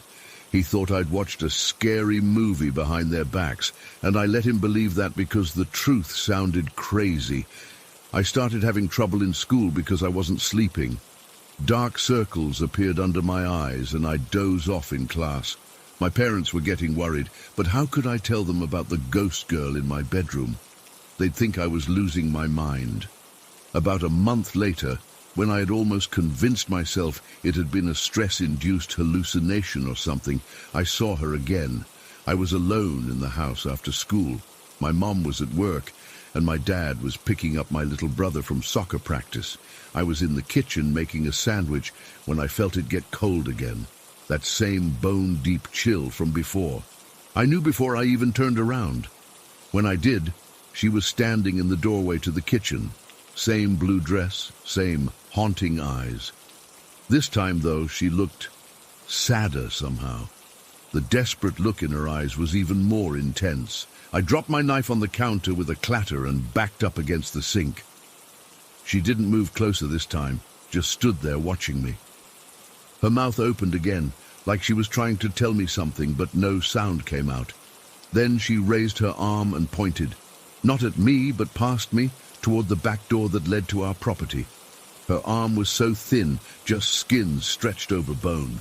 I shook my head. I wasn't going anywhere with her. The moment I did that, her face changed. It's hard to describe, but it was like all hope drained out of her.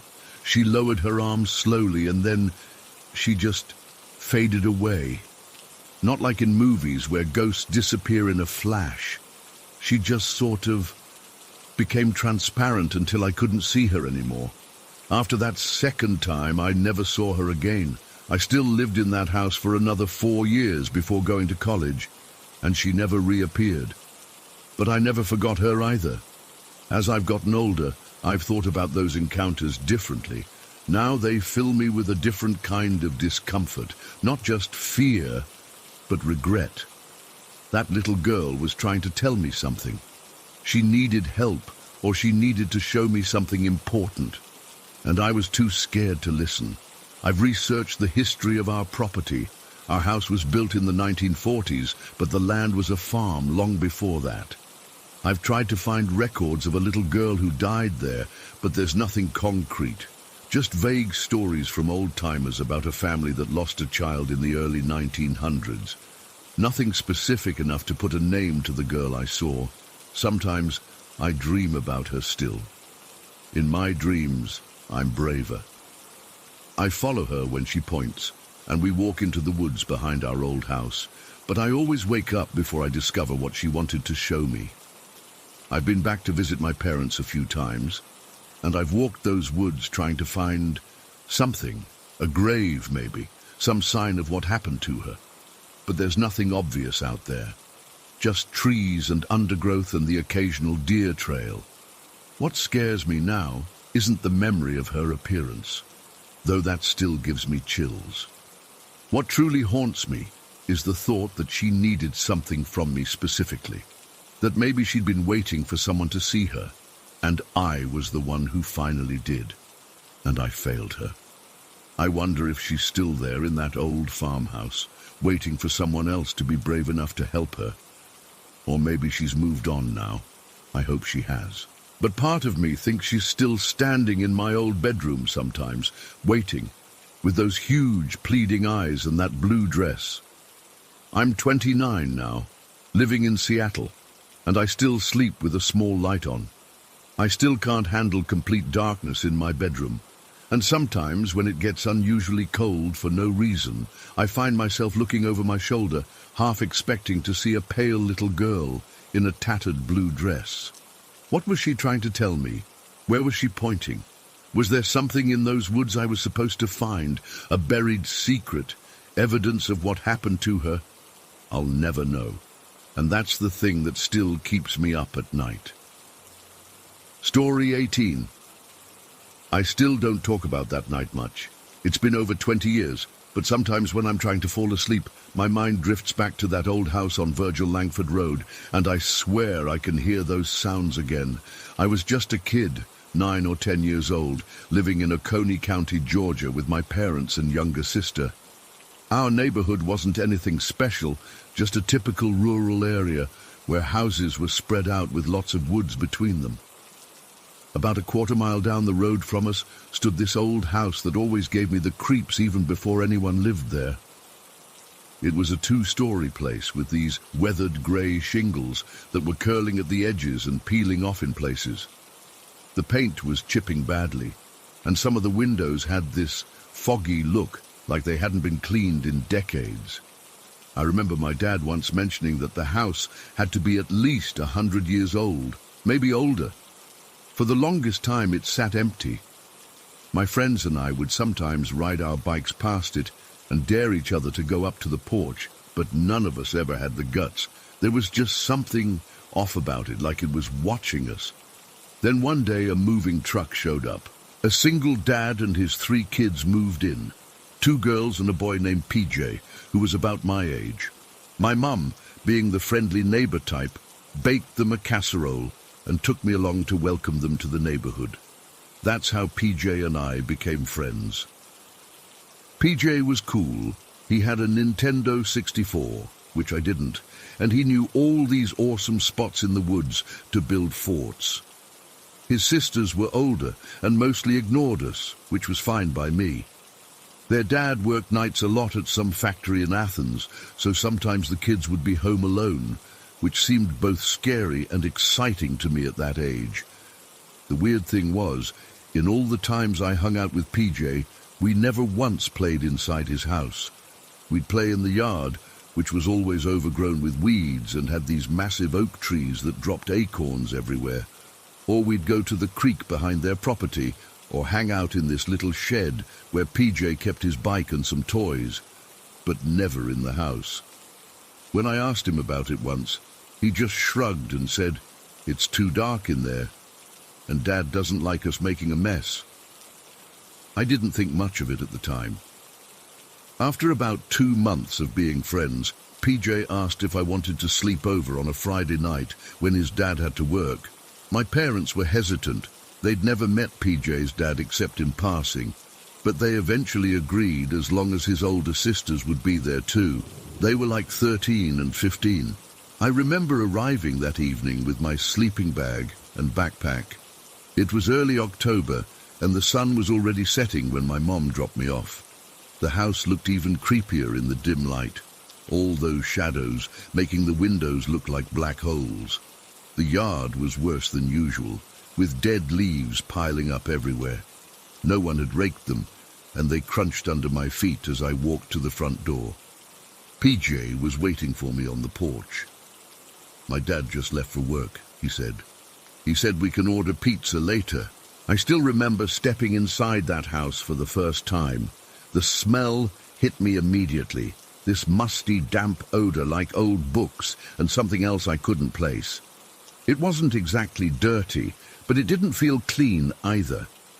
The living room had this ancient-looking furniture with faded floral patterns, and the walls were covered in this dark wood paneling that absorbed what little light came from the lamps. Half the light bulbs in the house were either missing or burned out, so every room had this dim, shadowy quality. PJ's sisters were in the kitchen arguing about something. They barely acknowledged me. The kitchen looked like it hadn't been updated since the 1970s. Yellow countertops, old appliances, and these weird patterned curtains that were grey with dust. "Come on, I'll show you where we're sleeping," PJ said, leading me down a hallway. The floorboards creaked with every step. We passed a narrow staircase leading up to the second floor, and I noticed a piece of string tied across it about halfway up, like a makeshift barrier. "What's upstairs?" I asked.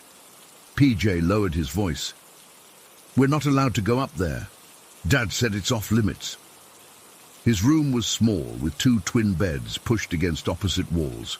There were boxes still unpacked in the corner, even though they'd been living there for months. The window faced the backyard, which was nothing but darkness at this point. We played video games for a while, and the pizza came. We ate in his room because he said his sisters didn't want us bothering them. The whole time, I kept hearing these strange settling noises from the house, creaks and groans like old houses make, but somehow more deliberate. Around 9 o'clock, I asked about the upstairs again. I was just curious why it would be off limits.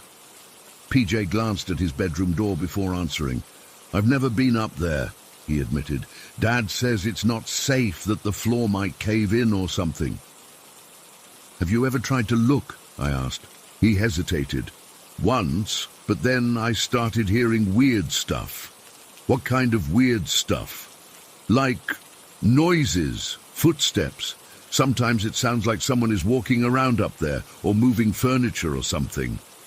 I laughed, but it came out nervous. That's just the house settling. My dad says old houses make noises all the time. PJ didn't smile. No, it's different. Sometimes it's like someone's dragging something heavy across the floor, and it only happens at night. I remember my skin prickling at that, but I was 10, trying to act tough.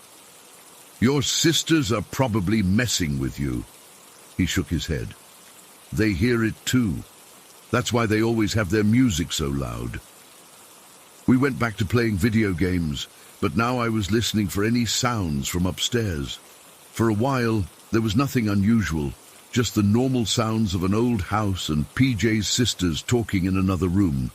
Around 10:30, we were getting ready to sleep. I'd unrolled my sleeping bag on the floor next to PJ's bed. He'd offered me the other bed, but it was covered in laundry and stuff. We'd just turned off the lights, with only his small desk lamp still on, when I heard it. A distinct thump from above us, like someone had dropped something heavy. I sat up. What was that? PJ was already looking at the ceiling. It's starting, he whispered. Maybe it's your sisters, I suggested. But even as I said it, I heard their voices down the hall, nowhere near the stairs. Then came another sound, unmistakable footsteps moving across the floor above us. Slow, heavy steps that made the ceiling creak. It wasn't the random settling of an old house. These were deliberate movements, like someone walking heel to toe. See? PJ said. His face looked pale in the dim light. It does this sometimes. I wanted to laugh it off, to come up with some logical explanation, but then the footsteps stopped right above us. There was a pause, then a long dragging sound, like something heavy being pulled across the floor. My heart was hammering in my chest. Maybe it's raccoons or something. My grandma had raccoons in her attic once. PJ just stared at the ceiling. The dragging continued, then stopped, then started again. It was moving toward what I guessed was the hallway. Then came a new sound. A rhythmic thumping, like something being dragged downstairs, bumping over each step. Is there another staircase? I whispered. There's one at the end of the hall upstairs. It comes down near the kitchen. PJ said, his voice barely audible. The bumping continued, thump, thump, thump, growing slightly more distant. Then a door creaked open somewhere in the house. My entire body went cold. Should we check? I asked, though I had absolutely no desire to leave the room. PJ shook his head violently. Dad says we have to stay in our rooms if it happens, no matter what. That "if it happens" made my stomach drop. This wasn't new. This was something they lived with. For several minutes, we sat in silence, straining to hear. The noises had stopped. Then, just as I was about to suggest it might be over, they started again. Footsteps in what must have been the kitchen, moving deliberately across the floor. A cabinet opened and closed. Then the footsteps began moving back toward the stairs. I was terrified but also confused. If someone was upstairs, why hadn't PJ's dad done anything about it? Why would he leave his kids alone in a house where something like this was happening? Does your dad know about this? I whispered. PJ nodded. He says it's just the house settling, that old houses make weird noises. But we both knew these weren't just random creaks. The footsteps were now ascending the stairs. We could hear each distinct step, moving back up to the second floor. More dragging sounds followed, then a loud thump that shook dust from the ceiling. I remember looking up and seeing a small crack in the plaster that I hadn't noticed before. The footsteps moved across the upper floor again, this time faster, more agitated. Doors opened and closed, not slammed, but firmly shut. The floorboards protested under the weight of whatever was moving up there. How long does it usually last? I managed to ask. I don't know. Sometimes a few minutes, sometimes longer. It continued for what felt like forever, but was probably about 10 minutes. The walking, the dragging, the occasional thump. At one point I was sure I heard what sounded like a child's laugh, but it was so brief I might have imagined it. Then, as suddenly as it started, it stopped. The house fell completely silent. Even the normal settling noises were gone. It was like the whole building was holding its breath. We waited, both of us staring at the ceiling, but nothing more happened. Eventually, PJ's sisters went to their rooms, and the house grew quiet except for their muffled music. Is it over? I asked after what felt like an eternity. PJ nodded slowly. I think so. It usually doesn't come back the same night. I didn't sleep at all. I lay in my sleeping bag, eyes wide open, staring at the ceiling and jumping at every tiny creak. PJ eventually fell asleep, but I noticed he kept his desk lamp on all night. When morning finally came, I called my mom as soon as it was reasonable and asked her to pick me up. I made up some excuse about forgetting we had family plans.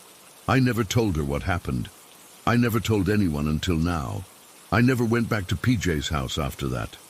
I'd still see him at school, and sometimes we'd play at my house or in the woods, but I always made excuses when he invited me over. A few months later, they moved away. PJ said his dad found a better job in Atlanta, but I always wondered if there was more to it.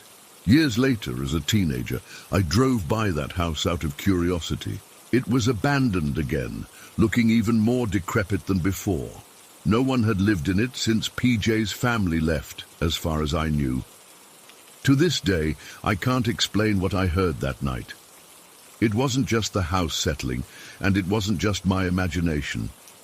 There was something in that house, something that walked and moved and existed separately from us. Something that was restricted to the upper floor until nightfall, something that PJ's dad knew about but chose to live with anyway. I've tried researching the history of that house on Virgil Langford Road, but I've never found anything conclusive. No reports of deaths or tragedies that might explain a haunting. But whatever was in that house, whatever made those sounds, it was real. And sometimes, when I'm alone at night and my house makes a normal settling noise, my heart still skips a beat, and I listen carefully to make sure it's not footsteps slowly crossing the floor above me. Story 19. I've never shared this before. I honestly don't know if writing this down will help or just bring everything back. But after so many years of nightmares and therapy, maybe getting it out will do something. I don't expect anyone to believe me. I barely believe it myself sometimes, except I lived it, and my whole family lived it too. I was 9 when we moved into that house in eastern Pennsylvania.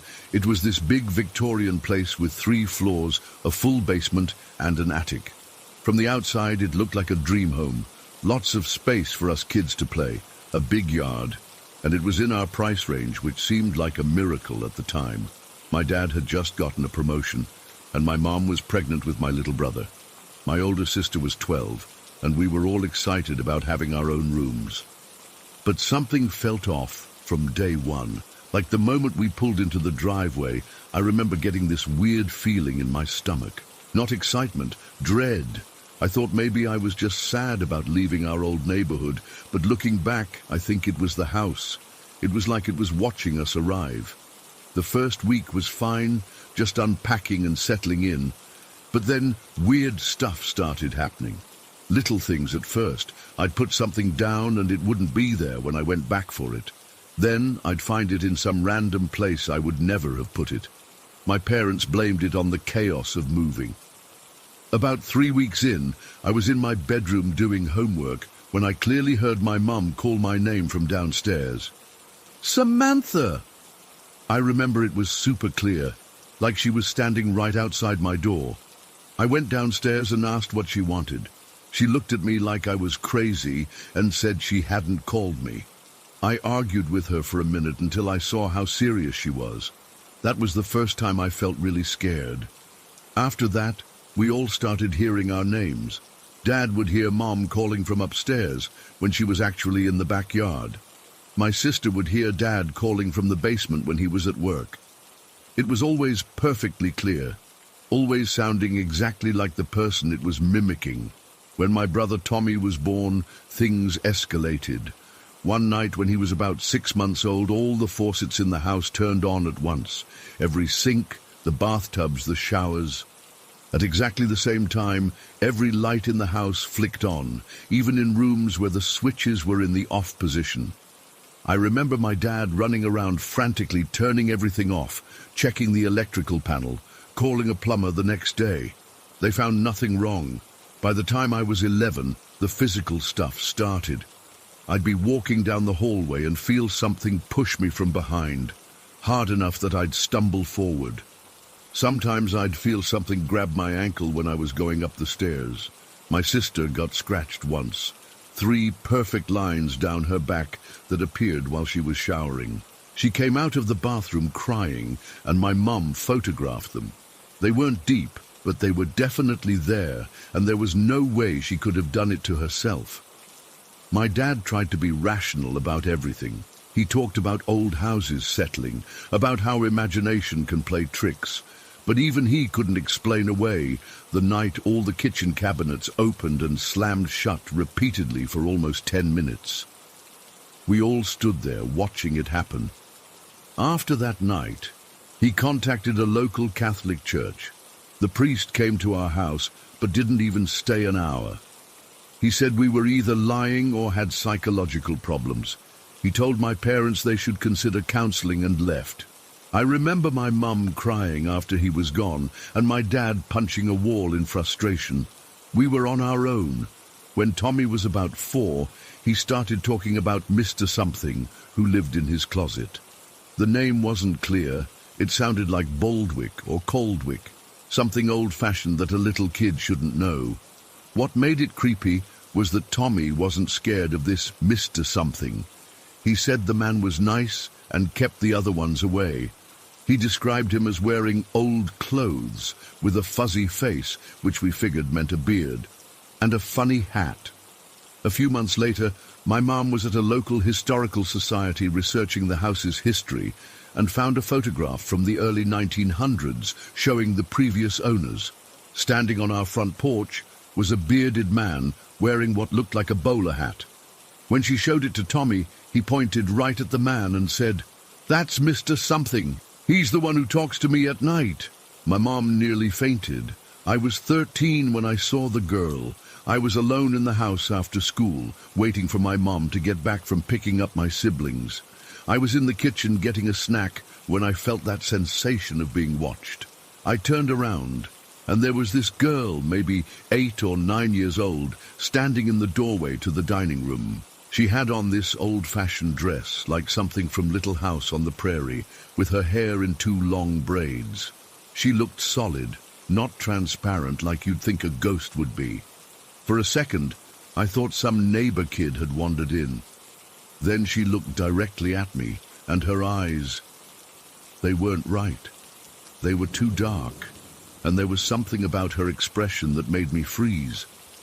She didn't say anything, just stared at me for maybe 5 seconds, then turned and walked through the dining room wall, not through a door, through the solid wall. I ran outside and waited on the porch until my mum got home. When I told her what happened, she went pale. Apparently, she'd seen the same girl upstairs a few weeks earlier, but hadn't said anything because she didn't want to scare us kids. The shadows were a constant presence by this point. We'd see them from the corner of our eyes. Human-shaped darknesses that moved quickly along walls or ceilings. Sometimes they'd be small, like child-sized, and other times they'd be tall, stretching from floor to ceiling. They seemed more active at night, but we'd see them during the day too.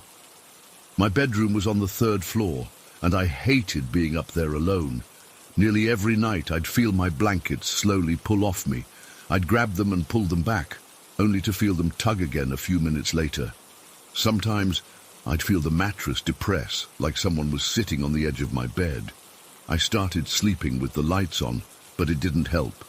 The house had this heaviness to it that's hard to explain. The air felt thicker somehow, especially when you were alone in a room. It was hard to breathe sometimes, like something was pressing on my chest. My friends stopped wanting to come over. They never said why, but I could see how uncomfortable they were. One of my best friends came for a sleepover when I was 14 and left at 2 a.m., calling her parents to pick her up. She never came back. One night when I was 15, I woke up to see a tall, dark figure standing at the foot of my bed. It was blacker than the darkness around it, like a hole cut out of reality. I couldn't move or scream. I was completely paralyzed. It leaned closer, and I could feel its hatred. That's the only way I can describe it. Pure hatred radiating from this thing.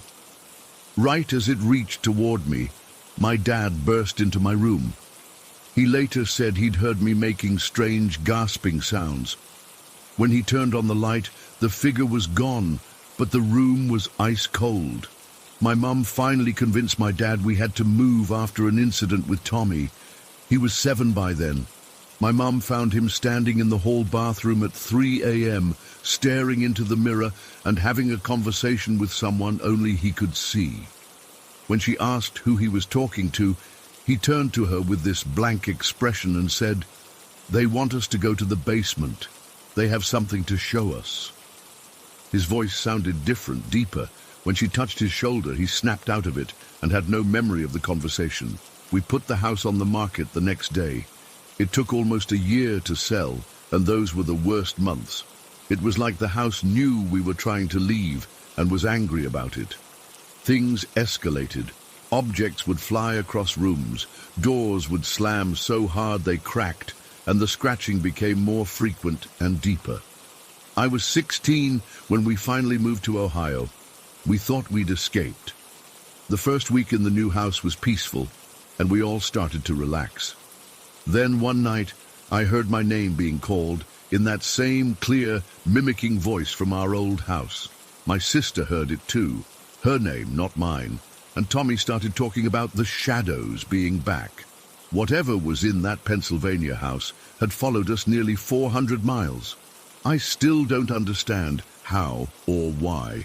The activity wasn't as intense in the new house, but it was definitely there. Objects would move, we'd hear footsteps when no one was there, and occasionally we'd see those dark shapes moving through rooms. The weirdest part? When I turned 18, it all stopped. Just completely stopped. No more voices, no more objects moving, no more shadows. It was like whatever had attached itself to us had fulfilled some purpose, or maybe just lost interest. My family doesn't like to talk about those years. My parents divorced shortly after things quieted down. The stress of it all destroyed their marriage. My sister pretends none of it happened. Tommy, who's in college now, says he still occasionally sees Mr. Something, but that it's comforting rather than scary.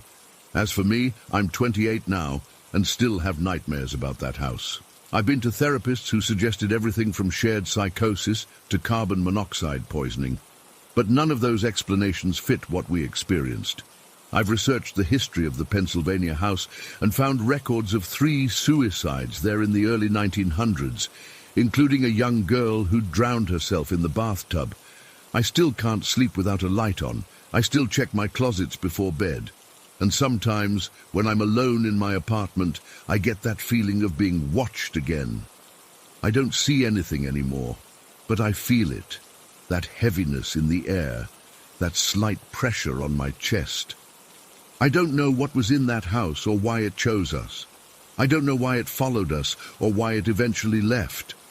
All I know is that evil is real. I lived with it for 9 years of my life, and it changed me forever. Story 20. I never thought I'd be sharing this. I've told a few close friends, but I don't think any of them really believe me. I'm not even sure I would believe me if I hadn't lived through it, but I need to get this out somewhere. About 2 years ago, my partner Eli and I bought our first house together in a small town in western Pennsylvania. We'd been renting for years, and with the housing market being what it was, we jumped at the chance to buy this 2-bedroom craftsman-style home on Maple Drive. It was in our price range and needed minimal work, just some cosmetic updates and maybe new appliances down the line. The realtor told us the previous owner had passed away, but that's not unusual with older homes. She was an elderly woman who died peacefully in her sleep, according to the disclosure. At the time, I didn't think much of it. Death is a natural part of life, right? I should probably mention that I've always been sensitive to energies, I guess you could call them. I'm not claiming to be psychic or anything, but I've had experiences throughout my life that others haven't. As a teenager, I was diagnosed with a condition that sometimes caused hallucinations, but medication has kept that under control for years. My doctor and I have a good system in place, and I can generally tell the difference between what's real and what's not. The moment we walked through the front door after closing, something felt off. Not dangerous exactly, but unwelcoming. Like when you walk into a room where people have just been arguing and the tension is still hanging in the air. Eli didn't notice anything unusual. He was excited about finally having a place of our own and immediately started talking about paint colors for the living room. The first week was busy with unpacking and settling in. I tried to ignore the weird feeling, chalking it up to new house jitters, but then the noises started. At first, it was just small things, creaks and pops that could easily be explained away as the house settling. But then I started hearing something specific, the sound of marbles bouncing across hardwood floors. At first, it was faint, almost like it was coming from outside or maybe from the neighbors. But it grew louder and more distinctive over time. The marble sound was weird. It would start slow and low-pitched, then increase in both speed and pitch until it sounded like dozens of tiny marbles rapidly hitting the floor in succession. It always seemed to happen when I was alone in the house, usually in the early afternoon or late at night. "Did you hear that?" I asked Eli one night as we were getting ready for bed. "Hear what?" he said, toothbrush hanging from his mouth. "That sound, like marbles dropping on the floor." He listened for a moment, then shook his head. "Probably just the pipes or something. This house is like 80 years old, Liv." Maybe he was right. Maybe it was just the pipes. But why did it only happen when I was alone? Then there was the second bedroom. We were using it as a home office guest room, and neither of us spent much time in there. But whenever I did go in, to grab something from the closet or water the plants on the windowsill, I felt watched. Not just in a general sense. It felt like whatever was watching me was getting some kind of sick entertainment from my discomfort, like it was trying to scare me for fun. About a month after we moved in, I saw her for the first time. I was in the kitchen making coffee one morning while Eli was in the shower. I turned around to grab a mug from the cabinet, and there she was. A woman with strawberry blonde hair standing by the fridge. She was slightly transparent, like looking at someone through frosted glass. She didn't do anything threatening. She just stood there for maybe 2 seconds before fading away. I dropped the mug. It shattered on the floor, and Eli came running out of the bathroom with a towel around his waist. "What happened? Are you okay?" he asked, water still dripping from his hair. I couldn't tell him. He already worried about my mental health, and I didn't want him thinking I was slipping. "Just butterfingers," I said, forcing a laugh as I cleaned up the broken ceramic. But I knew what I saw, and I knew it wasn't a hallucination. When I have those, they're different. More colorful, more chaotic, and they don't disappear when I blink. This woman had been there, and then she wasn't. After that, I started noticing small things being moved around the house. Keys that should have been on the hook by the door would end up on the kitchen counter. Books would be pulled halfway off shelves. The thermostat would be set several degrees lower than where we left it, making the house freezing cold in the mornings.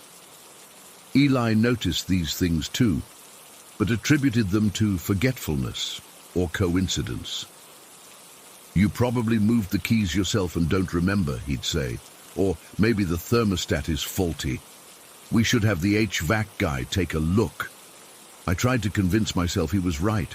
I really did. But then came the incident with the curtain. I was alone in the house again, watching TV in the living room.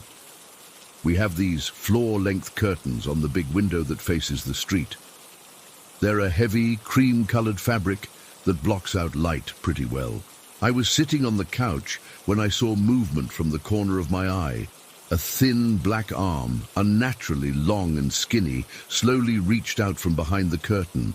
The fingers were elongated, almost like claws. It reached about a foot into the room, then quickly retreated back behind the curtain. I froze. My heart was pounding so hard I could feel it in my throat. I couldn't move, couldn't breathe. After what felt like forever, but was probably only a minute or two, I managed to get up and check behind the curtain. Nothing, just the window and the wall. I called Eli at work, trying to keep my voice steady. "Hey, can you come home early today?" "What's wrong?" he asked, immediately concerned. I don't feel well. Might be coming down with something." I couldn't tell him the truth, not yet. That night, after Eli was asleep, I researched cleansing rituals online. I'm not particularly religious or spiritual, but I was desperate for anything that might help. The next day, I bought botanical and desert sage from a local shop that sold herbs and natural remedies. The woman who ran the place gave me instructions on how to use them. "Start at the front door and work your way through the house clockwise," she said. "Make sure to hit all the corners and openings, windows, doors, even air vents, and state your intentions clearly as you go." I did exactly that when Eli was at work. I felt a little ridiculous walking around with burning sage, wafting smoke into corners and saying things like, "Only light and love are welcome here. Negative energies must leave." But I was willing to try anything. For a few days after the cleansing, things seemed better. The marble sound stopped. The feeling of being watched diminished. I started to think maybe it had worked, or maybe the whole thing had been my imagination after all. Then came the night that I'm still trying to make sense of. The night I saw it. It was around 3 a.m. I woke up suddenly with that feeling you get when someone is staring at you. Eli was asleep beside me, snoring softly. The bedroom was dark except for a sliver of streetlight coming through a gap in the curtains. As my eyes adjusted to the darkness, I realized there was something by the window. At first, I thought it was just shadows playing tricks on me. But as I focused, I realized I was looking at a giant floating head. This wasn't human, not even close. It was animal-like, with a long snout and wild matted hair around its face, and horns, 2 large horns that curved up and slightly forward from its head. The whole thing was completely black, but I could see it clearly outlined against the bit of light coming through the curtain. The head was just floating there, no body, just a head about 3 feet off the ground. It made no sound. It didn't move toward me or make any threatening gestures. It just hovered silently, facing me. I blinked hard, expecting it to disappear like my hallucinations usually do. It didn't. I blinked again. Still there. What struck me most wasn't just its appearance, but the way it seemed to have physical presence. The light from the window didn't pass through it. It was blocking the light, casting a shadow on the floor. Whatever this thing was, it wasn't just in my head. We stared at each other for what felt like several seconds, though it was probably only a moment or two. I felt strangely calm, not peaceful, but not terrified either. More like intimidated, like this thing was asserting its dominance, letting me know that this was its house, not mine. And then, slowly, it began to fade. Not all at once, but gradually becoming transparent until it disappeared completely. The sliver of light from the window returned to normal. I sat up in bed, my heart racing now that the encounter was over. I reached over and shook Eli awake. "What's wrong?" he mumbled, half asleep. "I saw something," I said, my voice barely above a whisper. By the window. He sat up and turned on the bedside lamp. What do you mean? Like an animal? No, not exactly. I described what I'd seen, trying to be as detailed as possible without sounding crazy. Eli got up and checked the window, then walked through the entire house, turning on lights and checking doors and windows. Everything was locked. Nothing was disturbed. Maybe it was just a bad dream, he suggested gently when he came back to bed. It wasn't a dream, I insisted. I was wide awake, and it wasn't a hallucination either. You know I can tell the difference. He didn't argue, but I could tell he was worried. The next morning, he suggested I call my doctor to check my medication. I did make an appointment just to be safe. My doctor ran tests, adjusted my dosage slightly, but found nothing concerning. Your condition is stable, she assured me. Have you been under unusual stress lately? I didn't tell her about the house. What would be the point? Instead, I nodded and blamed work pressure and the adjustment of home ownership. But I know what I saw. That horned head, with its black form and piercing presence, is burned into my memory. I can close my eyes right now and see it perfectly. No medication adjustment has changed that. After that night, I did more intense cleansing rituals. I brought in a local woman who claimed to be sensitive to spirits. She walked through our house, pausing in certain spots, especially in that second bedroom. There's definitely energy here, she said. Not all negative, but territorial. Territorial how? I asked. Like something that's been here a long time and doesn't want to leave, she replied. But also like it's protecting something or someone. She performed her own cleansing ritual, more elaborate than mine had been. She left us with protective charms to hang in each room and instructions for maintaining a high vibration in the house. Did it work? I'm not sure. The activity decreased after that, but it didn't stop completely. The marble sounds still come sometimes, though less frequently. The strawberry blonde woman hasn't reappeared, but occasionally I'll catch a glimpse of movement in my peripheral vision that vanishes when I turn to look. And sometimes, usually when I'm alone in the house, I get that feeling again, that something is watching me, enjoying my discomfort. I haven't seen the horned head again, but I can feel its presence sometimes, especially in that second bedroom. We've talked about moving, but the housing market is tough, and we put so much money into this place. Plus, what if whatever is here follows us? Or what if the next owners experience something worse? So we stay. We've established a weird kind of truce with whatever shares our home. I acknowledge its presence sometimes, speaking to the empty rooms. We respect that you were here first, but this is our home too. Maybe that sounds crazy. Maybe it is. But that horned entity was real. I saw it with my own eyes, fully conscious and aware. It wasn't fog brain from just waking up. It wasn't a trick of the light. It was there, solid and present, blocking the light from the window. And sometimes, late at night, when Eli is asleep, I still hear those marbles bouncing across the floor, getting faster and higher pitched, like something trying to get my attention, letting me know it's still here, and I don't think it's ever going to leave.